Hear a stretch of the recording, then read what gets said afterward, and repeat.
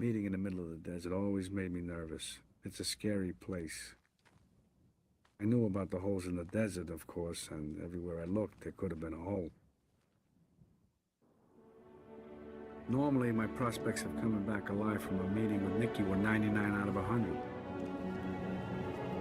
But this time, when I heard him say a couple of 100 yards down the road, I gave myself 50-50.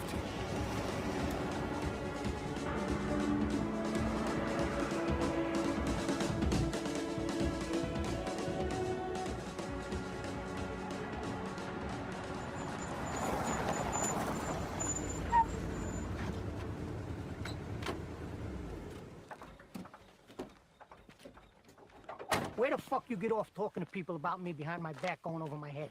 What people? What people would you think I wasn't gonna find out? I don't even know what you're talking about, Nick. No? You said I'm bringing heat on you? I gotta listen to people because of your fucking shit? You're ordering me out? You better get your own fucking army, pal. I didn't do anything. I mean, I didn't order you or anybody. I only told Andy Stone that you had a lot of heat on you, and that was a problem. You want me to get out of my own fucking town? Yeah, I said let the bullshit blow over for a while so I can run the casino. Anything goes wrong with the casino, it's my ass. It's not yours, it's my ass. I don't know whether you know this or not, but you only have your fucking casino because I made that possible. I'm what counts out here, not your fucking country clubs or your fucking TV shows. And what the fuck are you doing on TV anyhow? You know I get calls from back home every fucking day. They think you went batshit. I'm only on TV because I gotta be able to hang around the casino. You understand that? You You know that. fucking Come on. ass. You could have had the food and beverage job without going on television. You wanted to go on TV. Yeah, I did want to go on TV. That way I have a forum. I can fight back. I'm known. People see me. They know they can't fuck around.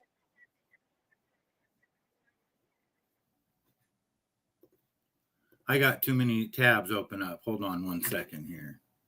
Let's get rid of that one. That one. There we go. Good morning. Good morning, everyone. Hope everyone's doing well. Happy Tuesday, August 4th, Goodfellas month. It's officially Goodfellas month this month. I was going to play a Goodfellas scene, but Goodfellas is my favorite movie of all time, but this scene right here has got to be one of the best scenes of all time. I mean, come on. I only told Andy Stone you were bringing a lot of heat on me. Did you have a birthday party, Tommy? I have to do a replay on your show. Sven, hello. Are you declaring yes, it's Goodfellas month. August is going to be Goodfellas month. So, I mean, Tommy might as well do it. He already started it. You know, there's plenty of so many characters you can do on there. It's not even funny. Chuck Lowe, Maury. I mean, come on now. Grateful likes it. Hey Teacher hates it. Sweet Tea hates it. Well, it's at least Goodfellas month on this show, right? What do we got going on today? I was gonna go sell today, but I decided not to. I'm gonna go tomorrow. Wednesday, Friday, Saturday, Sunday this week. Dane, thank you, sir. Good morning to you. Appreciate that. The Halloween store opened up yesterday, Spirit Halloween. So I went and picked up my granddaughter from school, and we went shopping at the Halloween store, and we're going back again today. So that'll be fun. Thank you, Sven. Yep, it opens up in the beginning of August. So we got all of August, all of September, and all of October to go to this Halloween store. And we'll probably go 15, 20 times. She loves that store. You know, they got those huge animatronics when you walk. I have 9 of them in my storage unit, but they got all these new ones out. And you know, they got the floor pad and you got to step on it. She didn't want to step on any for like the first half hour we were there. Then finally we made our rounds and stepped on all of them. Then her mom came. We had to step on them again. It was fun. What's everybody got going on this week? The summer's flying by. I mean, August is going to be. Whew. Gen X is in the house. Mr. Rogers versus Mr. Tone. Epic rap battles of history is amazing. Gen X just comes in from left field. Not sure what that is, Gen X. Hold on, I got to go back to that one. I'm done with Goodfellas stuff. Tomorrow, What do you mean you're done? Done what? You haven't done the whole. What do you mean done with Goodfellas stuff? No, we're not. No one's done with anything. Tomorrow I spotlight Mr. Rogers' Neighborhood. Do you really? Now we go back to Gen X. Mr. Rogers versus Mr. T. Now, not Mr. Ton, Mr. T. On epic rap battles of history is amazing video. Okay, now it makes sense. Hey, teacher, thank you so much. I appreciate that. You're awesome. Nothing much here in Denmark. Nothing much here in Denmark. What was I watching? Somebody was talking about Finland. Because that's your neighbor, right? Isn't Denmark? Oh no. It's what is it? Norway, Finland, and Sweden are up there. Denmark's a little bit down below, right? But I was hearing something about Finland. And in Finland, like, I can't remember what they were saying. That country's so crazy that the neighbors are kind of, your neighbors are incentivized to tell on you. Like, everybody tells on everybody there. Like, witch hunts and shit. It's a really weird country. Very compliant to government, to what the government. Is that true, Sven? Did I get that right? Mob. I'm so fucking worn out of the that's your guys' fault. That's your guys' fault. Hey, when the whites want to come out and talk about Goodfellas, that's what we're going to do, okay? Gosh darn it, if we want to talk about Goodfellas, that's what we're going to do. We don't know nothing about the Italian. Finland is compliant. From what grateful. Yeah, that's what I heard. I can't remember where I was hearing that. Someone was talking about Finland. My guys, black middle finger times 5, 100 times 5. What is going on in the mob world right now? I seen Dom and Gene and Joe Barone and that other guy talking about something. I can't remember. I can't remember what they were talking about.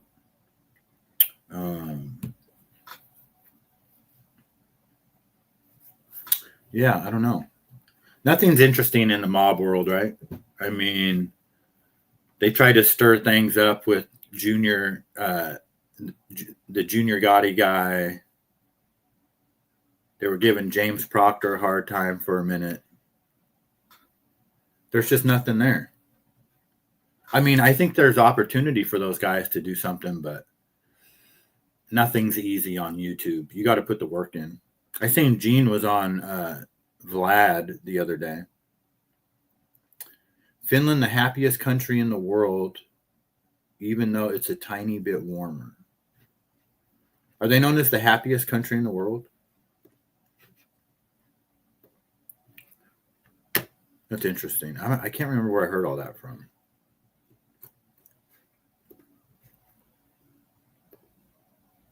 Let me get out of here. Yeah, I don't know. Isn't MobTube pretty much dead? You know, like I was listening to somebody talk the other day about their goals on, social media. And, everybody has different goals. I mean, I guess for a lot of people, I was looking at this stat today. It says, I asked the computer how many people support themselves from business, and how many people work, a job. And out of all the people that are working, 90% work for an employer, 10% are self-employed. 17% it's both, where you work for an employer and you have a side hustle. It's 17% of the population, but only 10% supports themselves from small business. I don't even know where the fuck I'm going with that. My God. I don't know what's wrong with me this morning. Let's see here. What did I bookmark? I really feel bad for those people over in Spokane. They're blaming it on this guy right here. Apparently this fella, I didn't know they had Asians over in Eastern Washington. News to me. I mean, he looks Asian to me, but apparently this is one of the guys that started the fire that burned all those houses. He's a 3-time felon. Destroyed 700 buildings. Is that possible for someone to start a fire at a homeless encampment and it destroys 700 buildings before they can put it out? Is that possible?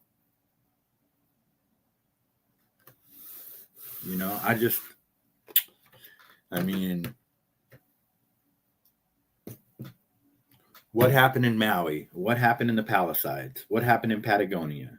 What happened in Eastern Washington? What is happening everywhere? And yes, lightning and all of that stuff contribute to the weather, to fires, but that ain't right. Something's not right. Alex Rosen, the pedophile guy, the guy that captures all the pedophiles, he was here around in my area, which I have a video from that. But this is, I believe, in Reno, Nevada. All right, what's up, guys? We are in Reno, Nevada right now again. You don't see the pedo out here, but some detectives and cops here. We just caught a George Reuter, 65 years old, terribly sick, has bought child pornography, said about 50 to 60 times. We do not condone that behavior. We're reporting to law enforcement, obviously. I'm going to play a short clip for y'all of what happened. So you know how I was asking about where I was talking about internet stuff earlier, how we can track certain things. Yeah. How many times do you think they've sent stuff of a baby to you? I don't remember, but I delete it all. No, I believe you, but how many times do you think it's happened? I'd have to say about 20, 30 times. Oh, God. So how often are they sending you child porn on Telegram? Huh? How often do you get sent child porn on Telegram? A couple of times. Like I said, about 20 or 30 times they sent me that. Well, I know that's of babies, but how many times have they sent just nudes of kids to you in general? Like, how often does it happen? Oh, a couple of times. About 50 times. Per what? Like, how often? Maybe once every 3-4 days it'll happen. Okay. All right. So they did tell me that he will be arrested. The cops already found the CP on his computer. Unfortunately, he's not getting arrested tonight because Nevada has this thing called a Valdez hearing, which basically says you have to have a whole case ready in 24 hours if you arrest on a felony. So, he certainly will be arrested, and I wouldn't be surprised if it happens in the next week or two. So, awesome job by Reno PD today, seizing a bunch of devices of these Chomo diddlers, and we anticipate charges on both of these guys very, very soon. So we are on to Sparks. So full video on locals. Adios. So the guy is caught with child pornography on his computer, and they can't arrest him because they have to have their entire case ready within 24 hours or some bullshit. So now they have to go do some more research before they can arrest him. That just doesn't make any sense to me. So what happens if a kid gets hurt in the next seven days or whatever before they arrest that guy? The laws are so stupid, man. God, they're just so dumb. Adam, thank you, sir. I appreciate that. Hey, teacher's going in to get a bagel. All right. What are these guys arguing about? Are they arguing about whether John Gotti Jr. is a rat or not? What is there? I don't know, Tommy. You're talking about, well, they were arguing about that on one episode, but then they just went right into another topic. And the thing with those guys is they're always just talking bad about stuff. There's never anything positive. You know what I mean? Like, how about some content where, yeah, we were bad, but now this is what we're doing. You know, how about that be the premise of the show? But they don't. They're just always, you know, talking about people's teeth, talking about people's wives, talking about people's just dirty laundry. It's just not. It's ugh. Dun dun dun dun dun. Let me get this creep off the screen. I'll drop the link. Well, not this creep. Alex Rosen is doing the Lord's work, but this creepy story.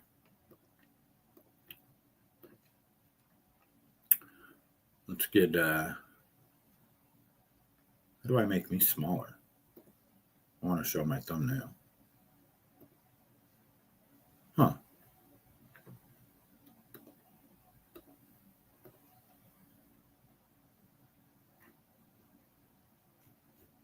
Yeah, it's just always, you know, it's so bad, Tommy, that it's not, I don't even want to talk about it. You know, I don't even really know any about it, but it's like, it's just, you know what I mean? It's just ick.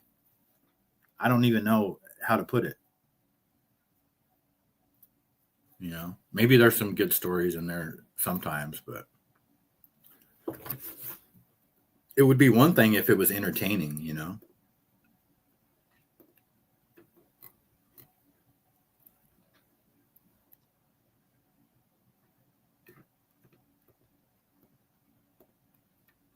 I think at the end of the day, like I don't know who was talking about it, but somebody said that the whole purpose of those guys being on YouTube is to trigger real mobsters.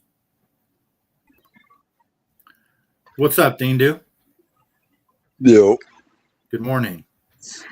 what are you doing? Nothing. Just drinking coffee and stirring the pot. What are you doing? Yeah, I see that. You fucking screwball, you.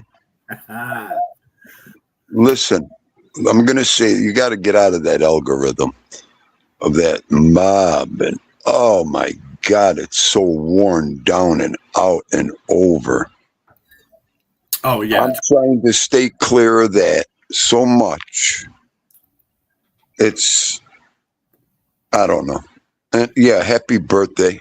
Oh, Grateful wants to know if you're going to sing happy birthday. Yeah, I'll sing later on my show. Yeah, but listen, I'm going to drop this reality on you. I know you don't understand. You do. Don't get me wrong, but I'm going to go a little deeper. Okay. Now, it's nothing but hype, a story, something to talk about. Junior story, rat this, rat that. Now, from the reality, the real side of YouTube, 99% of these people, Osada, are keyboard warriors, keyboard people, keyboard troublemakers. They've never busted a grape. They couldn't kill an afternoon if you gave them an afternoon to kill. Now, I always consider the source and I look into things, and you got to be careful what you talk about, you know, because like Dindu says, one day I love to switch the seats, the tables on everybody. Give them a little taste of that street. Now, getting back to Junior, I put it this way. A veteran coming from the streets, I have nothing to say about that kid, that guy. Let him live his life. Let him do what he has to do. Now, getting to the root of it, it makes my stomach spin It gut wrenches Dean Doolin. That's why I can't even listen to this bullshit. I want to put the people in that kid's pants, in that kid's seat. Okay. They couldn't do an hour in jail. That kid did 5 different trials, dragged around the world, diesel therapy. Wake up every morning with a target on your back and forehead from the U.S. government. The most high-powered machine running. How the fuck are you going to beat them or fuck? Are you kidding me? It's like you have to put a clamp on that fucking artery. Somehow, some way. And you know what? I give the kid a lot of respect because everything is documented from the visit with his father to what he's trying to do now. Okay? And you know what? I kind of give him credit and agree what he did. But what he's doing now, he should be tucked away, not even talking about this. Not even. Are you talking about? Go ahead. Are you talking about Junior? Yeah. What do you think I'm talking about? I have no idea. Do you think I'm talking about fucking Tommy Stiggs? I have no idea what I'm talking about at all. I have zero anything. Let me ask you this: should Karen Hill get flowers? Pardon? Should Karen Hill get flowers before I put you in the bathroom? Yes or no? You want to know what she should get? A load in the ear. Okay, that's what she gets from Dean doing. So, what else you want? No. How do I boot him from here? Hold on 1 second.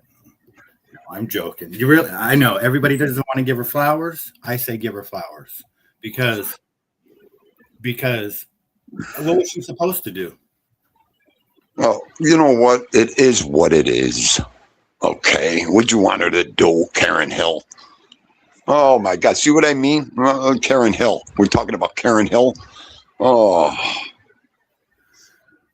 so that's the facts.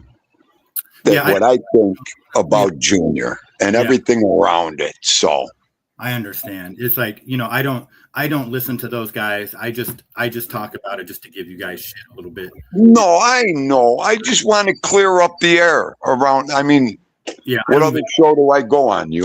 I don't even know anything about what they're even talking about Junior. All I know is they said that is he a rat? Is he not a rat? I don't have no clue. Right. I say this: go walk a day with that kid one too. That's all I'm gonna say. I've got no other comment on it. I don't have a dog in this fight, so I could care 2 fucks about it.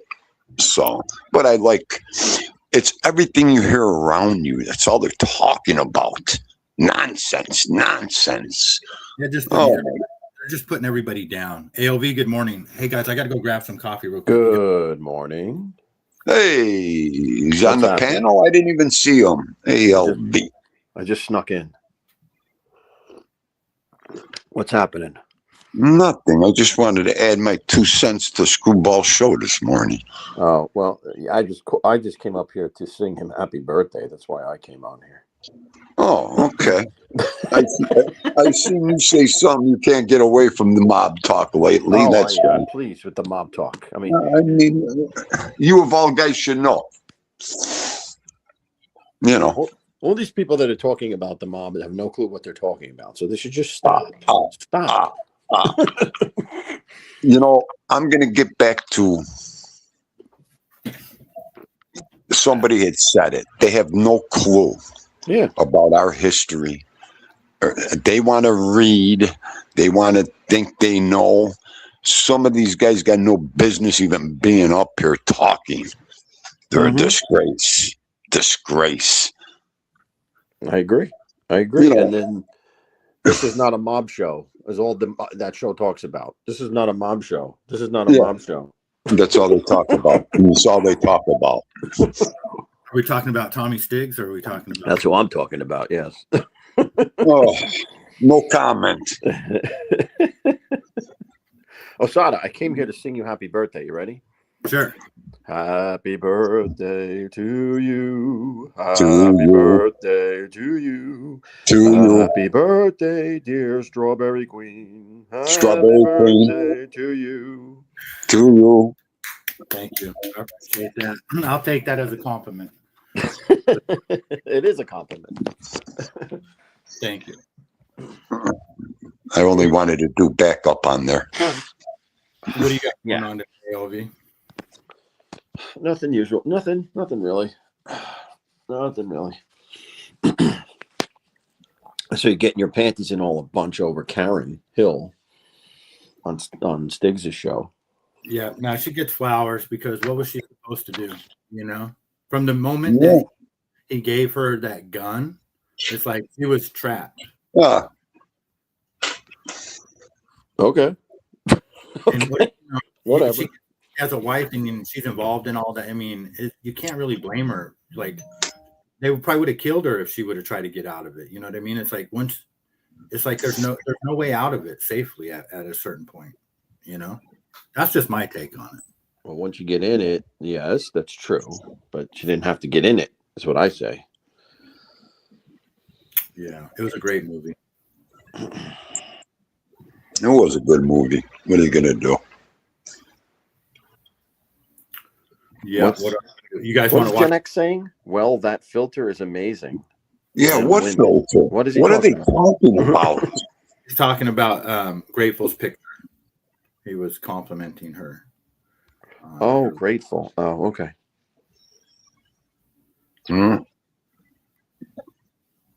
Oh, But okay. Grateful's picture, that ain't no filter. She says it is. She said, "I appreciate that." The shout out Well, to the probably all filter. that fucking color and everything. I don't know. That's what the fuck she looks like. That's all I know. Confuse me some more up here. I mean, there's a little filter, she said, Dolly. Yeah, well, I could see like the color and all that, and yeah, but that's you. Yep. Yeah, I want to play a video for you guys real quick. go ahead.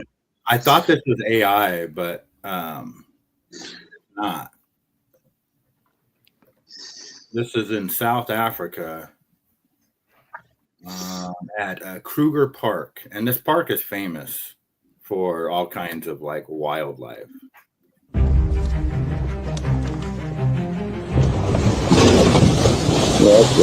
Hippo?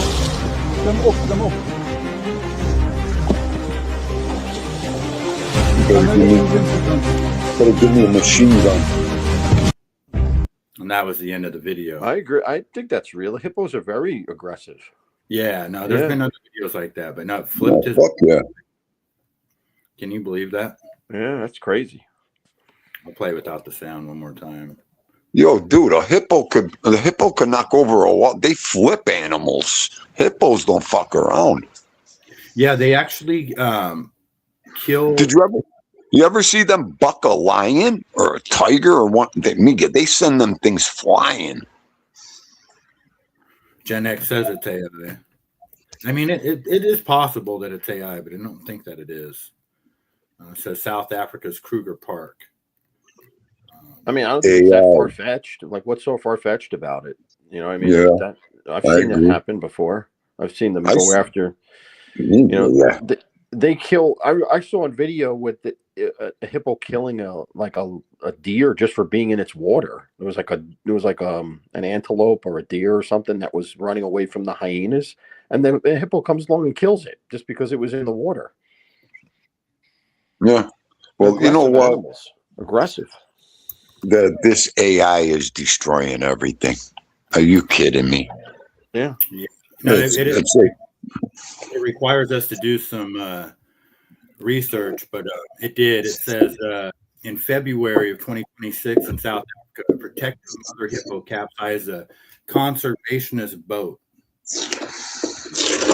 And then Wow. 2025 in the Ivory Coast, a hippo flipped a passenger canoe, leaving 11 people missing. And I know that hippos kill more people than pretty much any other animal on the planet. Really? Yeah, they're Wow. one of the most dangerous. Yeah, no, I don't think that's AI. But I did think it was too at first.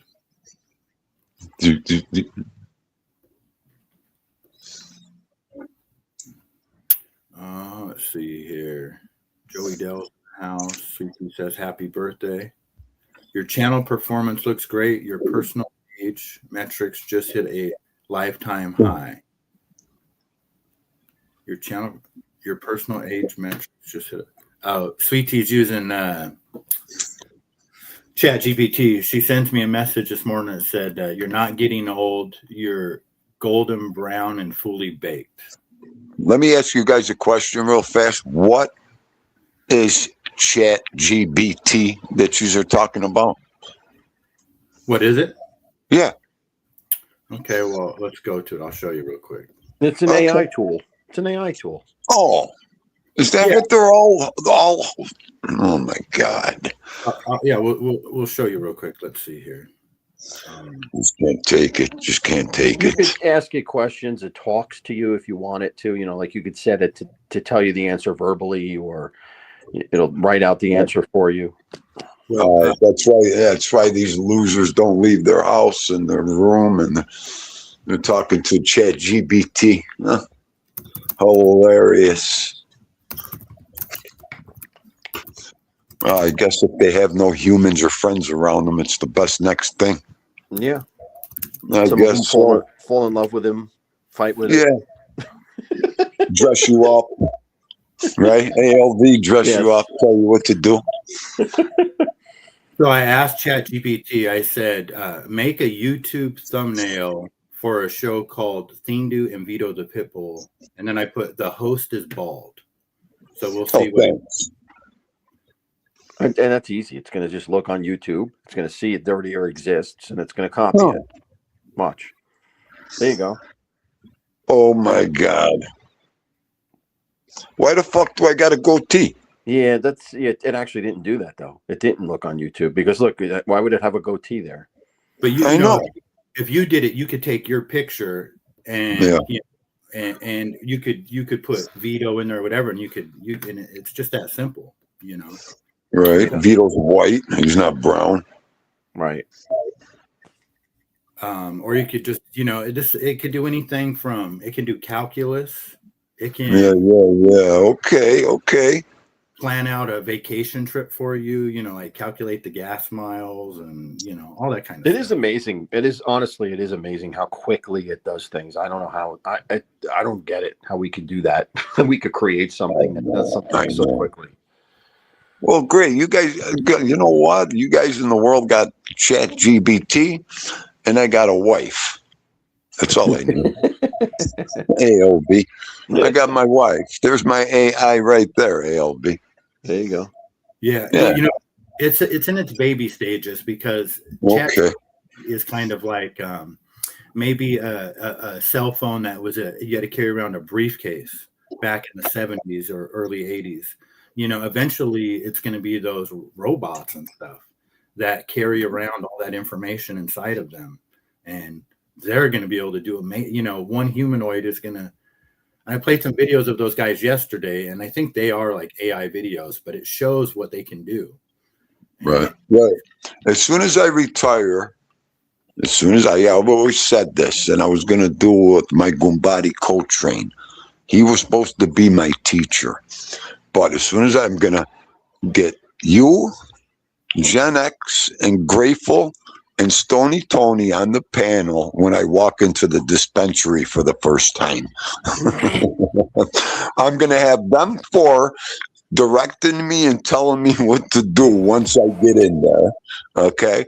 And then we're going to finish the show up here. Okay. It's going to be a blast that day. Okay. That I'm looking forward to, my retirement day. That's how I'm going to celebrate. And then I'm going to stay live. Yeah. Do you have plans for your retirement? Like, you know, Not at all. Not one plan, not one party, nothing. I don't want nothing. Okay. September 1st is coming too fast. Too fast. So Sweet tea with the Chat GPT birthday wishes. Happy birthday, Don Sada. Turning 53 means your chocolate skills are criminally good. Leave the gun, take the strawberry. take the strawberries. I don't like the Godfather part at the end, but it's a good one, Sweet tea. Why do you call yourself the Godfather of chocolate then? If you don't like the Godfather, I always wondered that too. It's a good point.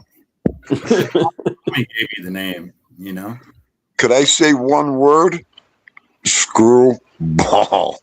That I can't deny. Yep, you can't even argue with me there. yeah, these videos, most of these are AI. You can tell. Oh, for sure. Yeah. Well, you know, the great thing is you know, some of these maybe they make them look AI. So, wow. Yeah, I don't know. It's hard to tell what's real and what's not real these days. It is. It is.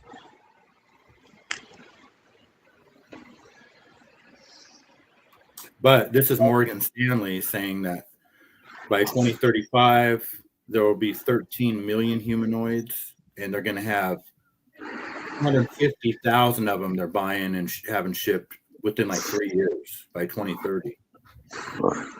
Oh, what the fuck are humanoids?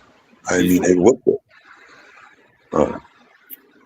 They can, you know, they can do anything, and they're very smart, and I don't know what all they can do, but security.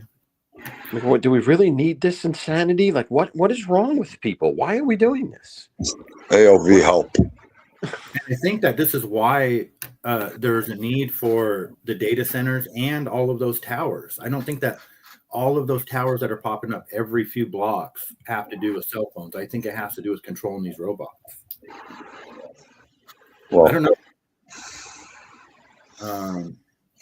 And meanwhile, everyone's losing their jobs just left and right. And I just watched this documentary the other day called The Rise of the Home Baker. And it just talks about how the market's being flooded with people that are getting into doing exactly what I'm doing. wow. And I knew that was coming, because what else are people going to do, you know, when the industries collapse? So, here we go. Incredible. We will never be able to afford a humanoid. Yeah, not in our lifetime, I don't think. Maybe a little small ones. You know, like we'll have automated lawnmowers and that type of thing. Will get more sophisticated in our lifetime. That's the last thing I need is a freak robot running around me. Look, ALV looking at me. A fucking freak. Right. Okay? Right. Are you nuts? Robots. You know what? And then I you're love gonna have these freaks having sex with them and stuff like that. Watch. Yeah, the freaks. Oh, they'll fall in love with them. Yeah, they'll marry them. Yeah. They'll have babies with them. The whole time. Well, it's already happening. You know, people are already falling in love with AI, and I've seen a thing on it. Hold on, let me close this out. Yeah, they fall in love with it because it makes them young again. Okay, and makes them do things they can't do. Like Dean do. I made one video, and I have to delete it now. Oh, I better not scroll down. That kind of asking it that'll pull up some nasty shit. Yeah, you don't want to pull up that stuff. look at Gen X. It feels good to be a gangster. I can't take him. Oh, the ghetto boys. I'm gonna bang the hell out of a cherry 3000.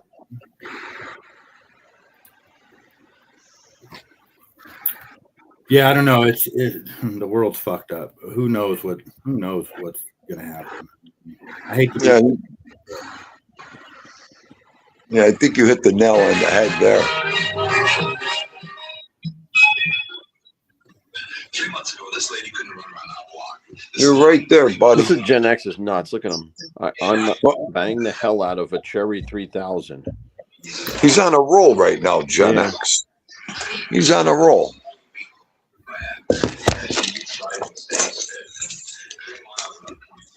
I'm like, Friday, I pulled the biggest boneheaded move. I left work with my boss's tool. And now I got to bring it back to him. Yeah. Oh, ALV, I want to punch myself right in the head right now. He gave me a text yesterday. Z, any chance you have my pliers in your pocket? Oh, mother, I do. I'll tell you, it's always something. Well, you know what? Maybe my favorite restaurant will be open. I could stop there real fast. What restaurant? Oh, my Spanish restaurant. I'll get some good chicken stew today. What's it called? Niagara Cafe. Niagara. Yes, one of the best on the west side of Buffalo. No, they don't open up. They're closed on Sundays and Mondays. Oh wait, today's Tuesday. They open up at 11. What the fuck? Are you there? Are you there now? You're talking about closed. He's telling you they're closed on Niagara Street in Buffalo, right? Yeah, I'm like, how the fuck does he know they're open at 11? What the fuck? You know what, Osada? You got the yellow rice, the chicken and rice, the rotisserie chicken. Yeah. 11 o'clock. 11 o'clock? Oh, boy. You want me to call them and see if they can open a little early for you? Let me see what we can do. If you could do that for me, Osada, tell them I'll be there in a half hour. Oh. I can't wait for it to get a little bit cooler so we could start eating soups again. That's what I'm looking forward to. Yeah, but you don't like the cold either, though, do you, ALV, or you don't mind the cold? I don't mind the cold. It doesn't bother me that much. I mean, I didn't like the extreme cold that we had last winter here. Like we had like ridiculous temperatures for where you couldn't do anything at all. But I do like cold weather in the sense that I like it. I like the fall temperatures and the early winter temperatures. I like those. Right. It's like that here now, ALV. Oh yeah. Yeah. I think we're hot today, but we've got a mild summer so far. I mean, the summer hasn't been that bad. It's just been we had like these waves of tremendous heat in like 4 days. I think we had 2 or 3 of them. But other than that, it's been fine. A lot of rain, which is good for my garden. It poured here yesterday. We're like Buffalo was a couple weeks ago, because yesterday the smoke was so thick you can't even see the sky. Oh, really? From Canada? Well, Eastern Washington too is on fire. We have hundreds of fires in Washington going on right now. That's unusual, isn't it? For Washington? 100%. Well, I mean, we were attacked. Eastern Washington was attacked. People can say what they want, but they burnt people. They're blaming it on this guy right here, but they're saying that he set a fire in a homeless encampment, but it destroyed 700 buildings. So how does the fire department not be able to get to a fire before 700 buildings are destroyed? And so entire neighborhood. And then what are they saying? This guy did this. Why? He did this. Why? He's a 3-time felon. Who I don't know. They try to show this guy fire. Look at these neighborhoods right now. I know. I've seen that. I've seen the destruction. Like, what the hell? I seen one guy yesterday. The back of his house was on fire, and they were going out the front of the house, and you can tell he's like just so upset. he's like slamming shit, and they have a collectible car, and they wheel it out to the middle of the street to save the collectible car. But Yeah. I mean, it's just fucking heartbreaking to see it, you know. Like you could just that's how I'd be reacting too. I'd be fucking just I just want to be able to handle it, you know. Wow. One house survived on this cul-de-sac. How does that happen? One house doesn't get burned. It's so weird. It's like a tornado. Exactly. And then you know, here's some more. This is just wild footage right now. Oh, that's them dropping that stuff, right? From the planes. Is that what that was? Go on, get your donut. She forgot her donuts. I mean, this is just crazy to look at right here. What the hell? Hang on, let me see what you're doing. I mean, all the way down to the foundation. Yeah, you go, how? What the hell? It just doesn't make sense. How could it be? It looks like a nuclear bomb hit there. Like what? And the thing is, it burnt the neighborhoods, not the forest. It's not. It wasn't. And how come the trees are still there? Exactly. You know, I mean, even Marjorie Taylor Greene talked about it. Even Joe Biden talked about these new, they call them Jewish space lasers, and people that have a blue roof. Joe Biden talked about it in the Maui fires, that people with blue roofs, their houses survived somehow. Somebody with a blue roof, their house didn't burn. And then you have houses where it's so hot that a fire will melt orange tree with oranges next to it, just a sidewalk width away. So what do you think this was? This is they're destroying this because they want to use the land for something else? Is that what you think happened? This is this area right here is there's a data center coming. So the Spokane, let's see here, data center. There was pushback. Let's see if I can find the right here. The Meade Airway Heights fire in Spokane is ground zero for a massive data center build, which has been on hold because of local pushback. And this is where they want to build it, is in that area. So the people that were pushing back against the data center no longer have a house. I mean, is it a coincidence? Is it? But this is just what's happening, you know. Nuts. That is nuts. It's nuts. But they're going to blame it on this guy in a homeless encampment. And the thing is that you have the governor who is supposed to be so against Trump and all this kind of stuff. Let's listen to him talk for a sec. After the houses are already burnt down, well, maybe we can get a hold of FEMA. Hey everybody, as you know, we have more than a dozen fires. It's really devastating communities all across Washington State. So I've been in Spokane, just left Spokane earlier today. I'm now in Estelum, and one of many communities really impacted by these fires. Just finished up a meeting with the Powell tribe. They had a huge impact on their reservation. We just know this has a big impact. We made a request to FEMA for emergency declaration. We're going to get a positive spot soon. He made a request to FEMA and was hoping to get a response. What does that even, you know what I mean? Like, what does that mean? These people's houses have burned. The fire department, like, when did we get to the point where the fire department doesn't put out the fires? I mean, they're like nowhere to even be found. It's just.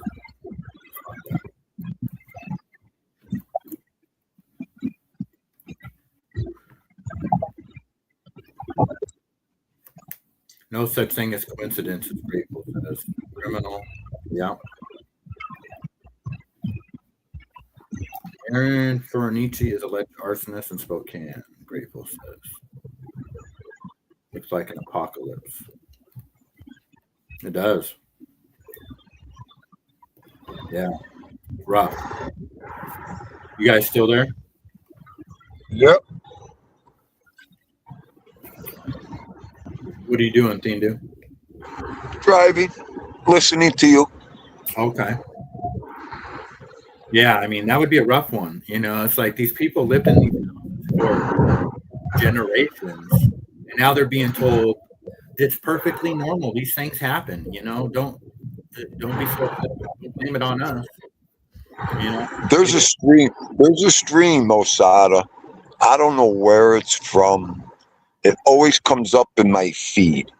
One angle, this war-torn town, and you could see the people, you know, because there's no walls on the building from the bomb blasts, right? And they just live around there, and they're living like it's normal. You see people in the streets walking. You see some people in cars, and then you see the people in the building. And there's like 4 or 5 story high buildings that are crumbled, and they're living in these buildings. No water, no nothing. Yeah. It's amazing. It's amazing. I showed my wife one day. She's like, oh, wow. That's why I don't watch YouTube. And I know. But did you believe this is going on? You know, these guys, once they got burnt out of their houses, just like in LA, the police come in and they won't let them in the neighborhood. So the fire department's too slow to even respond to the fire. But once they come try to collect what's left of their house, they're not allowed back in. The police stop them from going in. It's a fucked up situation, man. Yep. Imagine that. Can't go in your own house. Terrible. Well, that's why you got to have a well-planned, some kind of blueprint in your head. Yep. See, Grateful knows. She just looked it up. Yeah. You know, I think if anything, if anybody's in an area, that would be the first thing. If I had a house, I would be looking up data centers and where they all are, and do they plan on putting any? And you got to be careful, because I'll tell you what, here in Washington, I read this thing on Facebook yesterday where somebody said it don't even seem like this is home anymore, because I mean, you know, it's just like when they're trying to gaslight these people over in Spokane, saying you shouldn't be upset. This is a normal thing that happens. They're taking these farmlands that, you know, we're used to driving by my whole life, you know, and now they're gonna build some big ass fucking data center, you know, whatever. It's crazy, man. It ain't good. All because Tommy Stiggs needs thumbnails, you know.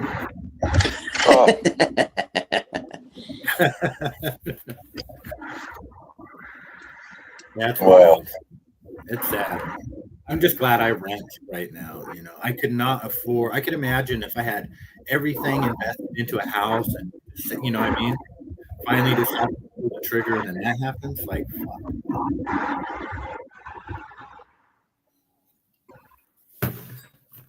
Well, I don't think we'd have to worry about it too much now. did you guys hear about the that shooter in Idaho? I think ALV and I talked about that yesterday. That shooter in Idaho. Yeah. Yep. Apparently, there was two people that shot back at him. Jordan Salinas, the guy that does the YouTube channel. And then there was an off-duty cop, right? An off-duty cop. Off-duty state trooper, who I believe was wounded by him. Well, here's the thing they're not telling you is that the guy, what they did was they shot the guy. They didn't just shoot back at him. They shot him. And he ended up killing himself after he was shot. You know, like they're leaving that part out. But, you know, so because that goes against the narrative that you shouldn't carry a gun. They don't want people carrying a gun. So, you know what I mean? Like if them shooting at him prevented him from killing more people because they actually hit him. They actually hit him before he killed himself. Yeah, that's wild. Yeah, I guess his name was Chad something, but they said he was from Croatia. This one here, I got this video of the guy who catches the pedophiles. He was in my town, and they caught a guy in here in Tacoma an Indian dude who was in ICE because he was trying to have sex with a kid.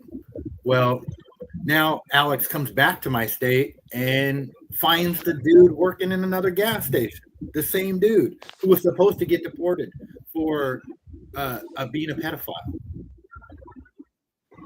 How does that? Wow. All right, so we're here with PP Washington right now. So this pedo we caught last year and got arrested, Baljinder Singh, here in Pierce County. He actually went into ICE custody. So yes, ICE, the Immigration Customs Enforcement, took him in their custody, but we don't know what happened. We see him working at this gas station right here, right down the road from where we caught him a year later. Go in and go talk to him. Sure. I'll hold it.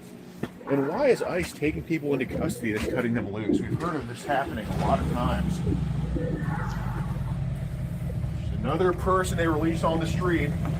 But, you know, they love their H-1Bs more than they hate their pedos. Mr. Baljinder, how's it going, man? Good. Good. Remember me from last year? Yeah. So did you get deported? What happened? Did they ever deport you? You stayed here the whole time. Did you go back to India? You did? So you were in ICE custody. I mean, I'm not trying to be like rude or anything. What happened? You were caught meeting a 14-year-old boy. You were in ICE custody. Did they ever send you back home? I'm not in ICE custody. Huh? I'm not in ICE custody. Well, you were. What happened? Did they let you go? What happened? Oh, Jim. I love this guy because he's just straight up with these people. And then it's a long video. I'm not gonna play the whole thing, but come to find out that this dude, they were in that. Here it is. This is them together playing fucking golf in the house when he tricked him last time. You're very good with the stick ball. Oh my god. Oh, damn. I will go, no worries. No, I think you're gonna stay here. Case, okay? I'm working on my case, okay? No, your case should be getting the fuck out of here. And then at the end of this video, the dude tries to get an aha moment on him, and he goes, "You guys are sickos too because you are the ones, you talk to the 13-year-old boy too. You're talking." And then he goes, "Motherfucker, we were the 13-year-old boy. We were the one posing as the 13-year-old boy, you idiot." And that's the video. Just absolutely disgusting, these people. I mean, they make me sick. These fucking people with the kids. This is a guy that worked at a gas station here in where I live at. I'd love to find. I think I know which gas station it is. I already tried to look it up. But yeah, it's wild, man. People are just gross. What are you gonna do? You're sick. It's all you could do is, bring up awareness. Well, that's it. They're coming back across the border from Canada more and more and more. So they just had this go on in Spain. Well, it's not actually Spain. It's like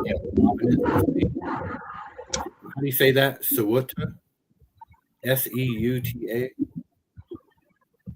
But they had like 60,000 migrants come across the border from Morocco, from North Africa.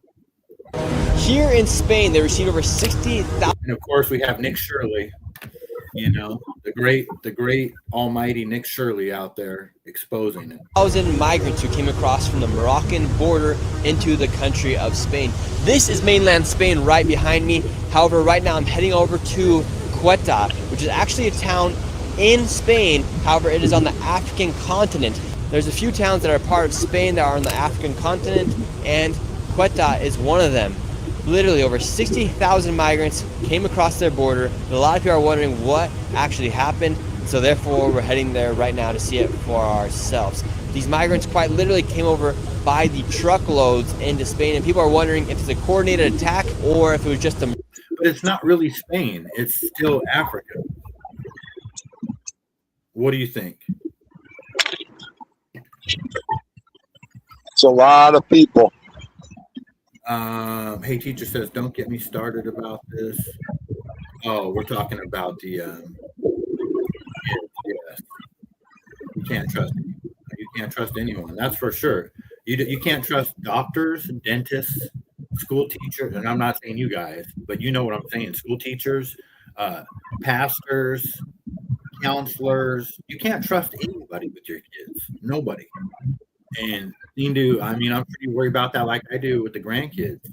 You know, I'm not even fucking playing around when it comes to that with my granddaughter. You know what I mean? It's not. I'll go right for the throat. Yeah. Right for the throat. There's no fooling around. Because what they can do now, they can take a picture of a kid, and with AI, they can turn it into pornography, and that's what they're doing. And so that's what's going on out there. That's one of the new things is they're taking pictures of people, and there's ways to turn it into pornography with unfiltered AI models and stuff like that. So be careful of these kids' parents and grandparents. Oh, 100%. Oh, Be careful. we're gonna be the most hardcore grandparent generation that ever lived. Yeah, We will be. you're right. We are. There's going to be a lot of grandparents that they're just probably going to react, and people aren't going to understand it, and Right. it just is. I'm not putting up with that shit. You know what I mean? Fuck that. I'm not putting up with none of that shit. My daughter had to tell me one time that she goes, "See, Dad, this is why I can't tell you anything because Well, you get too mad." you know my famous saying? All right, then don't tell me. Then don't tell me and see where it gets you. Yeah, we had to have a little conversation about that one because But you got to remember, Osada, what they don't tell you. Remember this. When they hold something back from the fathers and grandfathers, it always springs back to bite them in the ass. Yep, 100%. Remember that. My father's famous saying. Oh, it'll slip, but it'll always spring back up, Dean. And then they'll be like, oh, I should have told them. Yup. Yeah, no, 100%. And my daughter and I are really close, so. Right. Me and my daughter too. But the reason why she said that to me was because they were at the dentist, and the dentist, the anesthesiologist that puts my granddaughter unconscious, my daughter believed was taking pictures of her. I remember you saying that. I remember that.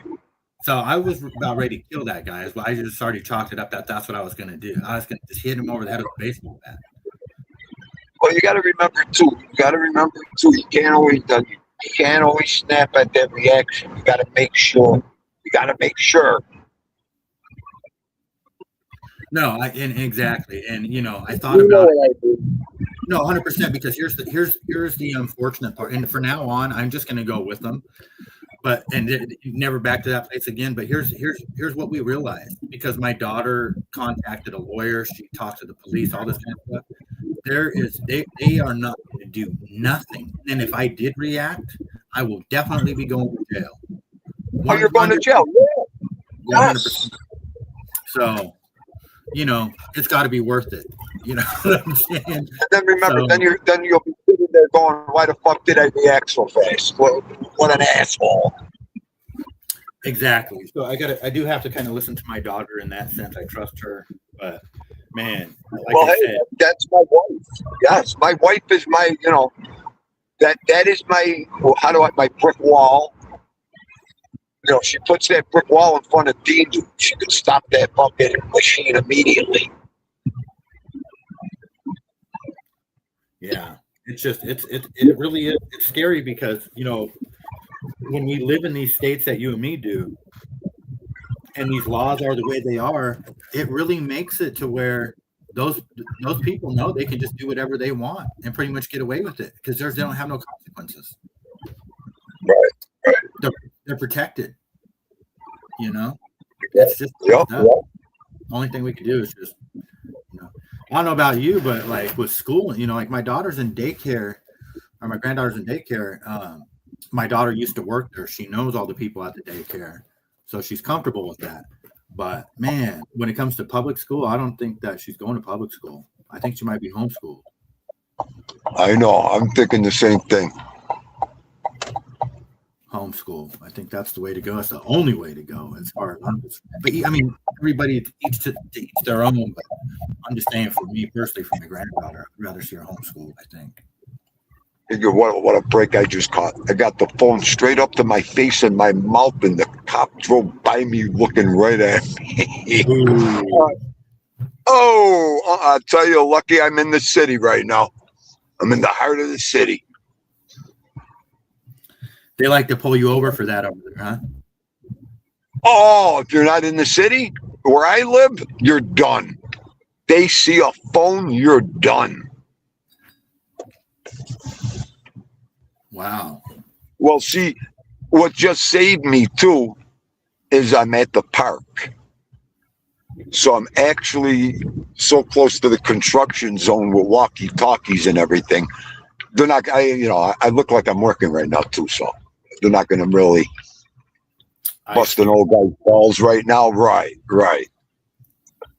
So luckily all that shit's going on right now. Where are these mother? I can't believe I forgot this tool. You know what? I think that's the labor steward over there. I could just give it to him to give to them. Throw it at him. Hit him in the head with it. Say, hey, give this. You want to see me throw right at him right now? No, I can't do that. Don't do that. Guy's a good guy here. All right. Give me a second, guys. I'm just going to split for a second. All right. Well, he's doing that. We'll mute Thien Do.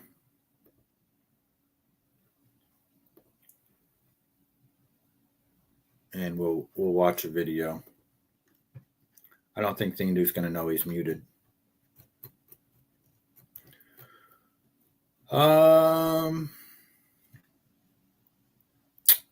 This chick has been real vocal lately. She's got 5 million followers on whatever social media.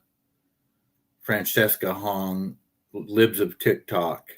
I don't know what she's insinuating here. In the restaurant industry, when we're out of something, we say it's 86th. And I'd say it's about fucking time we 86 Trump. He represents the utter failure of our government to keep us safe from threats, both viral and systemic. In the restaurant. So she's calling for Trump to be 86. Who's going to make my birthday cake today? Hi, CG2. Good morning. Thank you.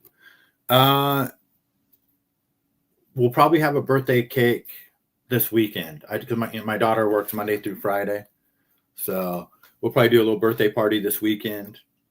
And I would actually like to, have, I don't know, probably my ex will end up making me a birthday cake, believe it or not, because of my granddaughter, because they moved back in with her. So my daughter lives with her mom. So they might make me a little birthday cake, but we're going to go out to dinner Saturday or Sunday, one of those days.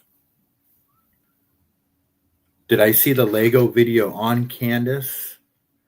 We watched a Lego video from Candace, but let's see here. I think there is a new one. Let's see here.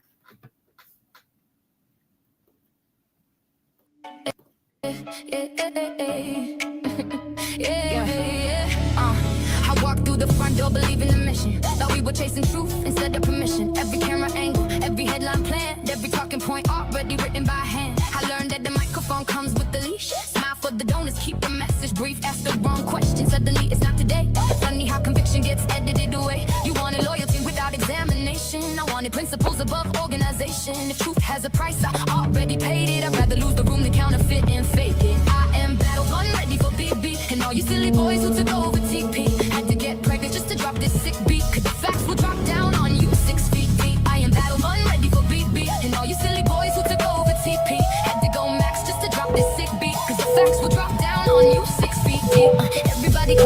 script gets repeated. Questions disappear when the narrative's needed. Too many echoes, not enough debate. Too many gatekeepers deciding our fate. I won't train my conscience for a better speed. I'll measure truth by the size of a tweet. History remembers the ones who stood alone, not the ones who never stepped outside the zone. This isn't revenge, it isn't about spite. It's choosing open doors over staying polite. If a cause is strong, it survives the test. It shouldn't fear a voice that simply asks what's next. I am battle run, ready for big beat. And all you silly boys who took over TP, you had to take a friend just to drop this sick beat. Cause the facts will drop you down under 6 feet deep. I am battle run, ready for big beat. And all you silly boys who took over TP, had to call out a window just to drop this sick beat. Cause the facts will drop you down under 6 feet deep.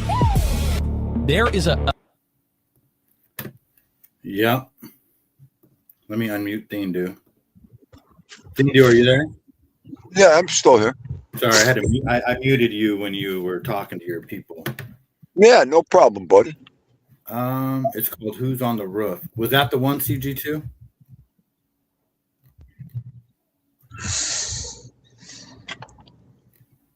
Oh, maybe it's this one here. Oh no, it's Who's on the Roof. Okay, we gotta watch one more video, Thindu. Hold on.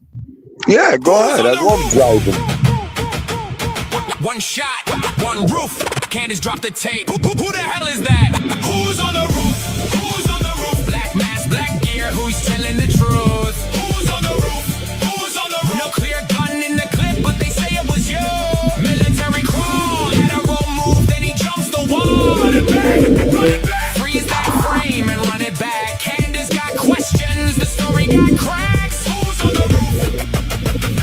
Run it back. Runs across the roof, dressed all in black. Drops to a crawl like a textbook attack. Move, then freeze, then drop down low. Something flies forward. Where did it go? Prone for the shot, but where's the kick? No clear recoil from a 30-06. Jumps from the roof, lands and moves. No obvious limp like the story would prove. Witness over weapon before the recording. Said it looks smaller, that details important. Public clip blurry, no face, no proof. So how did they name who was up on the roof? Casing says rifle fragment inconclusive. Say what it means, don't make it exclusive. Towel had 2 profiles mixed in the text. Rifle DNA. He got YouTubed and he get booted. I could hear you. Yeah, and I can hear you. Yesterday, the girls called me after they picked Enzo up, and my wife goes, I just picked Enzo up, and the one girl goes, oh, we were expecting Papa. My wife goes, really? Well, in the morning, Enzo told me Papa's going to pick me up. And I was like, oh, are you kidding me? That kid must have woke up thinking about me this morning. You know, went to school with that hope of me picking him up. Okay? It makes you wonder what these kids think about, man. What their mind process is. Yeah, 100%. You know? Yep.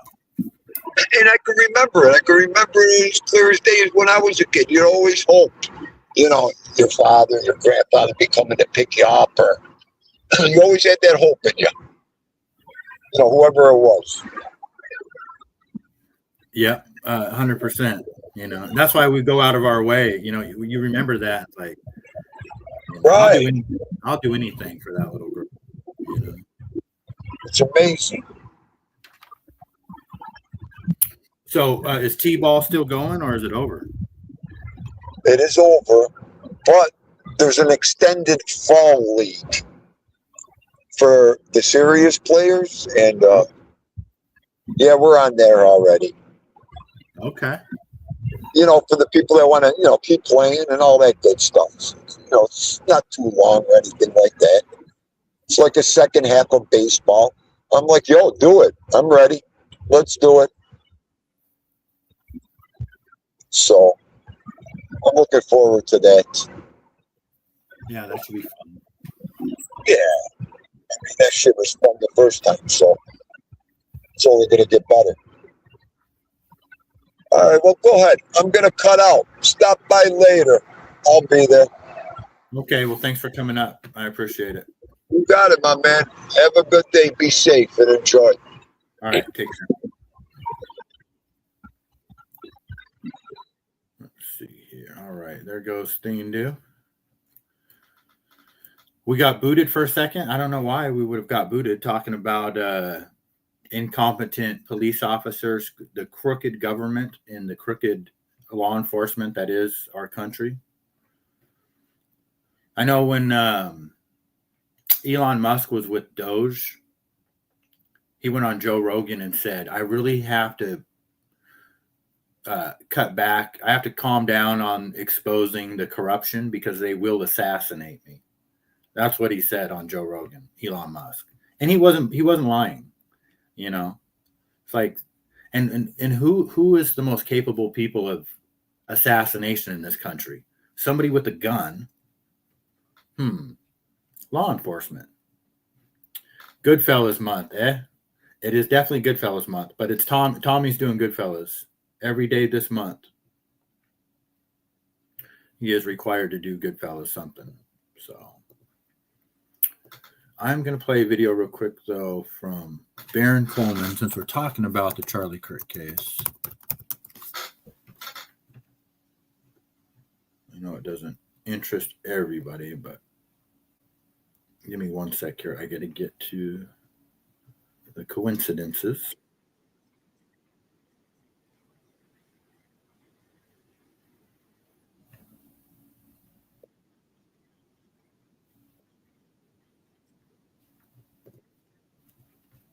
All right, here we go.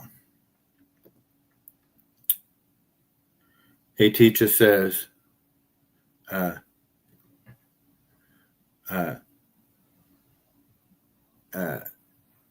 laugh out loud, goes he know?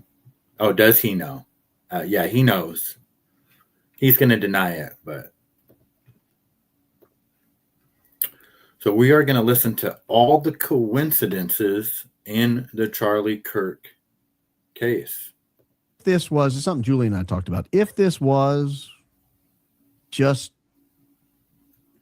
Tyler Robinson on the Losi Center roof with Granddad's 30-06, there were some of the worst coincidences of all time that took place in the moments leading up to it and in the minutes afterwards. What a weird coincidence that your body cam footage just happens to die. What a weird coincidence. Nobody happened to be looking at any of the rooftops when everyone acknowledged that the rooftops looked particularly dire. What a weird coincidence that in the immediate aftermath, Terrell Farnsworth runs and jumps on a concrete embankment and starts filming himself, declaring that they got Charlie, they killed Charlie, they shot Charlie. What a weird coincidence that Frank Turek just happens to pull on his hat right before Dan Flood looks at him pulling on his hat and steps forward and touches his upper arm. That's a weird coincidence. What a weird coincidence that Terrell Farnsworth just happens to stamp down on the ground for no apparent reason that we can discern right as the bang happens. What a weird coincidence that Philip Goldsberry Jr. just happens to shield his face and eyes right, I mean, like a half a second before it happened. What a weird coincidence that Rick Cutler tugs on his sleeve exactly as it happens. Lots of weird coincidences in that moment. It's possible they are just weird coincidences. But the more weird coincidences that we keep identifying, the more, I mean, and frankly, it's a weird coincidence that Charlie Kirk was supposed to be at Utah State University 20 days from now, and those are the two cops kind of overseeing the scene as it's being destroyed. That's a weird coincidence. What a weird coincidence. What a weird coincidence. Hi, Patty. The more weird coincidences that pop up, the more you start wondering, were these coincidences at all? Were these coincidences at all? Or was there some sort of cascade of checkoffs? And Hunter Kozak just happened to look at Brian Harpole and pull down on his glasses? What a weird coincidence. Frank Turek just happened to go to his hat and grab his hat to adjust it and then scratch his face? What a weird coincidence. Did Dan Flood just happen to look at him doing that and then look the other way and then step forward and touch his arm like milliseconds before the bang happened? What a weird coincidence. What a weird coincidence. I don't by any means suggest I know exactly what happened. I don't by any means suggest that all of these people were involved in some capacity. But if we're going to talk about weird coincidences, what a weird coincidence that Andrew Colvett just happened to run a pre-record for the second hour of the Charlie Kirk show that day. Well, I mean, that's a weird coincidence. What a weird coincidence that an airplane just happened to fly from Provo, Utah to where Andrew Colvett lives, Santa Barbara, and then to Scottsdale, just in time for someone to catch a plane from Scottsdale to Provo. What a weird coincidence. Who was on that plane? What a weird coincidence that somebody at the airport tells Candace Owens that he cannot confirm or deny whether Erica Kirk was in his office or in his building the moment it happened. What a weird coincidence. Why wouldn't he be able to say no? Why would you think she was here? We sell airplanes. We're an airplane brokerage. If you want a commercial aircraft, you come to the right place. If you are looking for Erica Kirk, that's nonsense. Why would she be here? What a weird coincidence. What a weird coincidence. What a weird coincidence that when she's challenged on where she was the evening of September 8th, she provides an alibi for where she was the day of September 9th. A weird coincidence. What a weird coincidence that Blake Neff says initially he spent the night in Orem, Utah. And later realizes the gravity of that implication and decides, no, in fact, I was in Salt Lake, Utah. It's a lot of coincidence. What a weird coincidence. And what a weird coincidence that there was a bald man seen driving a Dodge Challenger in Orem, Utah that night. Blake Neff. And he had 3 passengers. Well, what a weird coincidence that Blake Neff shows up at the hospital with 3 passengers. Danny Phillip, Mikey McCoy, and Nate Walker. What a weird coincidence. What a weird coincidence that Blake doesn't know where he went when he flew into Salt Lake City that morning. Despite the fact that there were planes coming from Scottsdale to Provo. If your last 3 videos underperformed and you're just not sure why, it's probably not a thumbnail problem. It's just he decides to go from Scottsdale to. And there's just more and more and more thumbnails, guys. Sorry, somebody's wielding their garbage can. It's garbage day. Out to the sidewalk out there. Yeah, so many coincidences. Here, let's play a couple more. Salt Lake on the earlier flight, but doesn't know where he went after landing. Got in a car, marked time. What a weird coincidence. What a weird coincidence. This is this cascade of weird coincidences. Everybody seems to have an imperfect recollection of just about everything. And at some point, you have to stop and ask yourself, are these coincidences? What a weird coincidence that we happen to catch a Dodge Challenger at the scene, but we can't get a clear image of the person exiting the Dodge Challenger. What a weird coincidence that the guy who is the boyfriend, alleged boyfriend, purported boyfriend of Tyler Robinson can't identify him with a reasonable degree of certainty initially when he sees 6 pictures of his face. What a weird coincidence. What a weird coincidence that he wasn't available to testify. What a weird coincidence that he just happened to take a picture of the pre-confession, the pre-event confession note. He just took a picture of it. And what a weird coincidence that he has no idea what happened to it, but it ended up burned. Can't find the note. Someone set it on fire. Who? I don't know. I never saw it again. I don't think I ever saw it again. What a weird coincidence.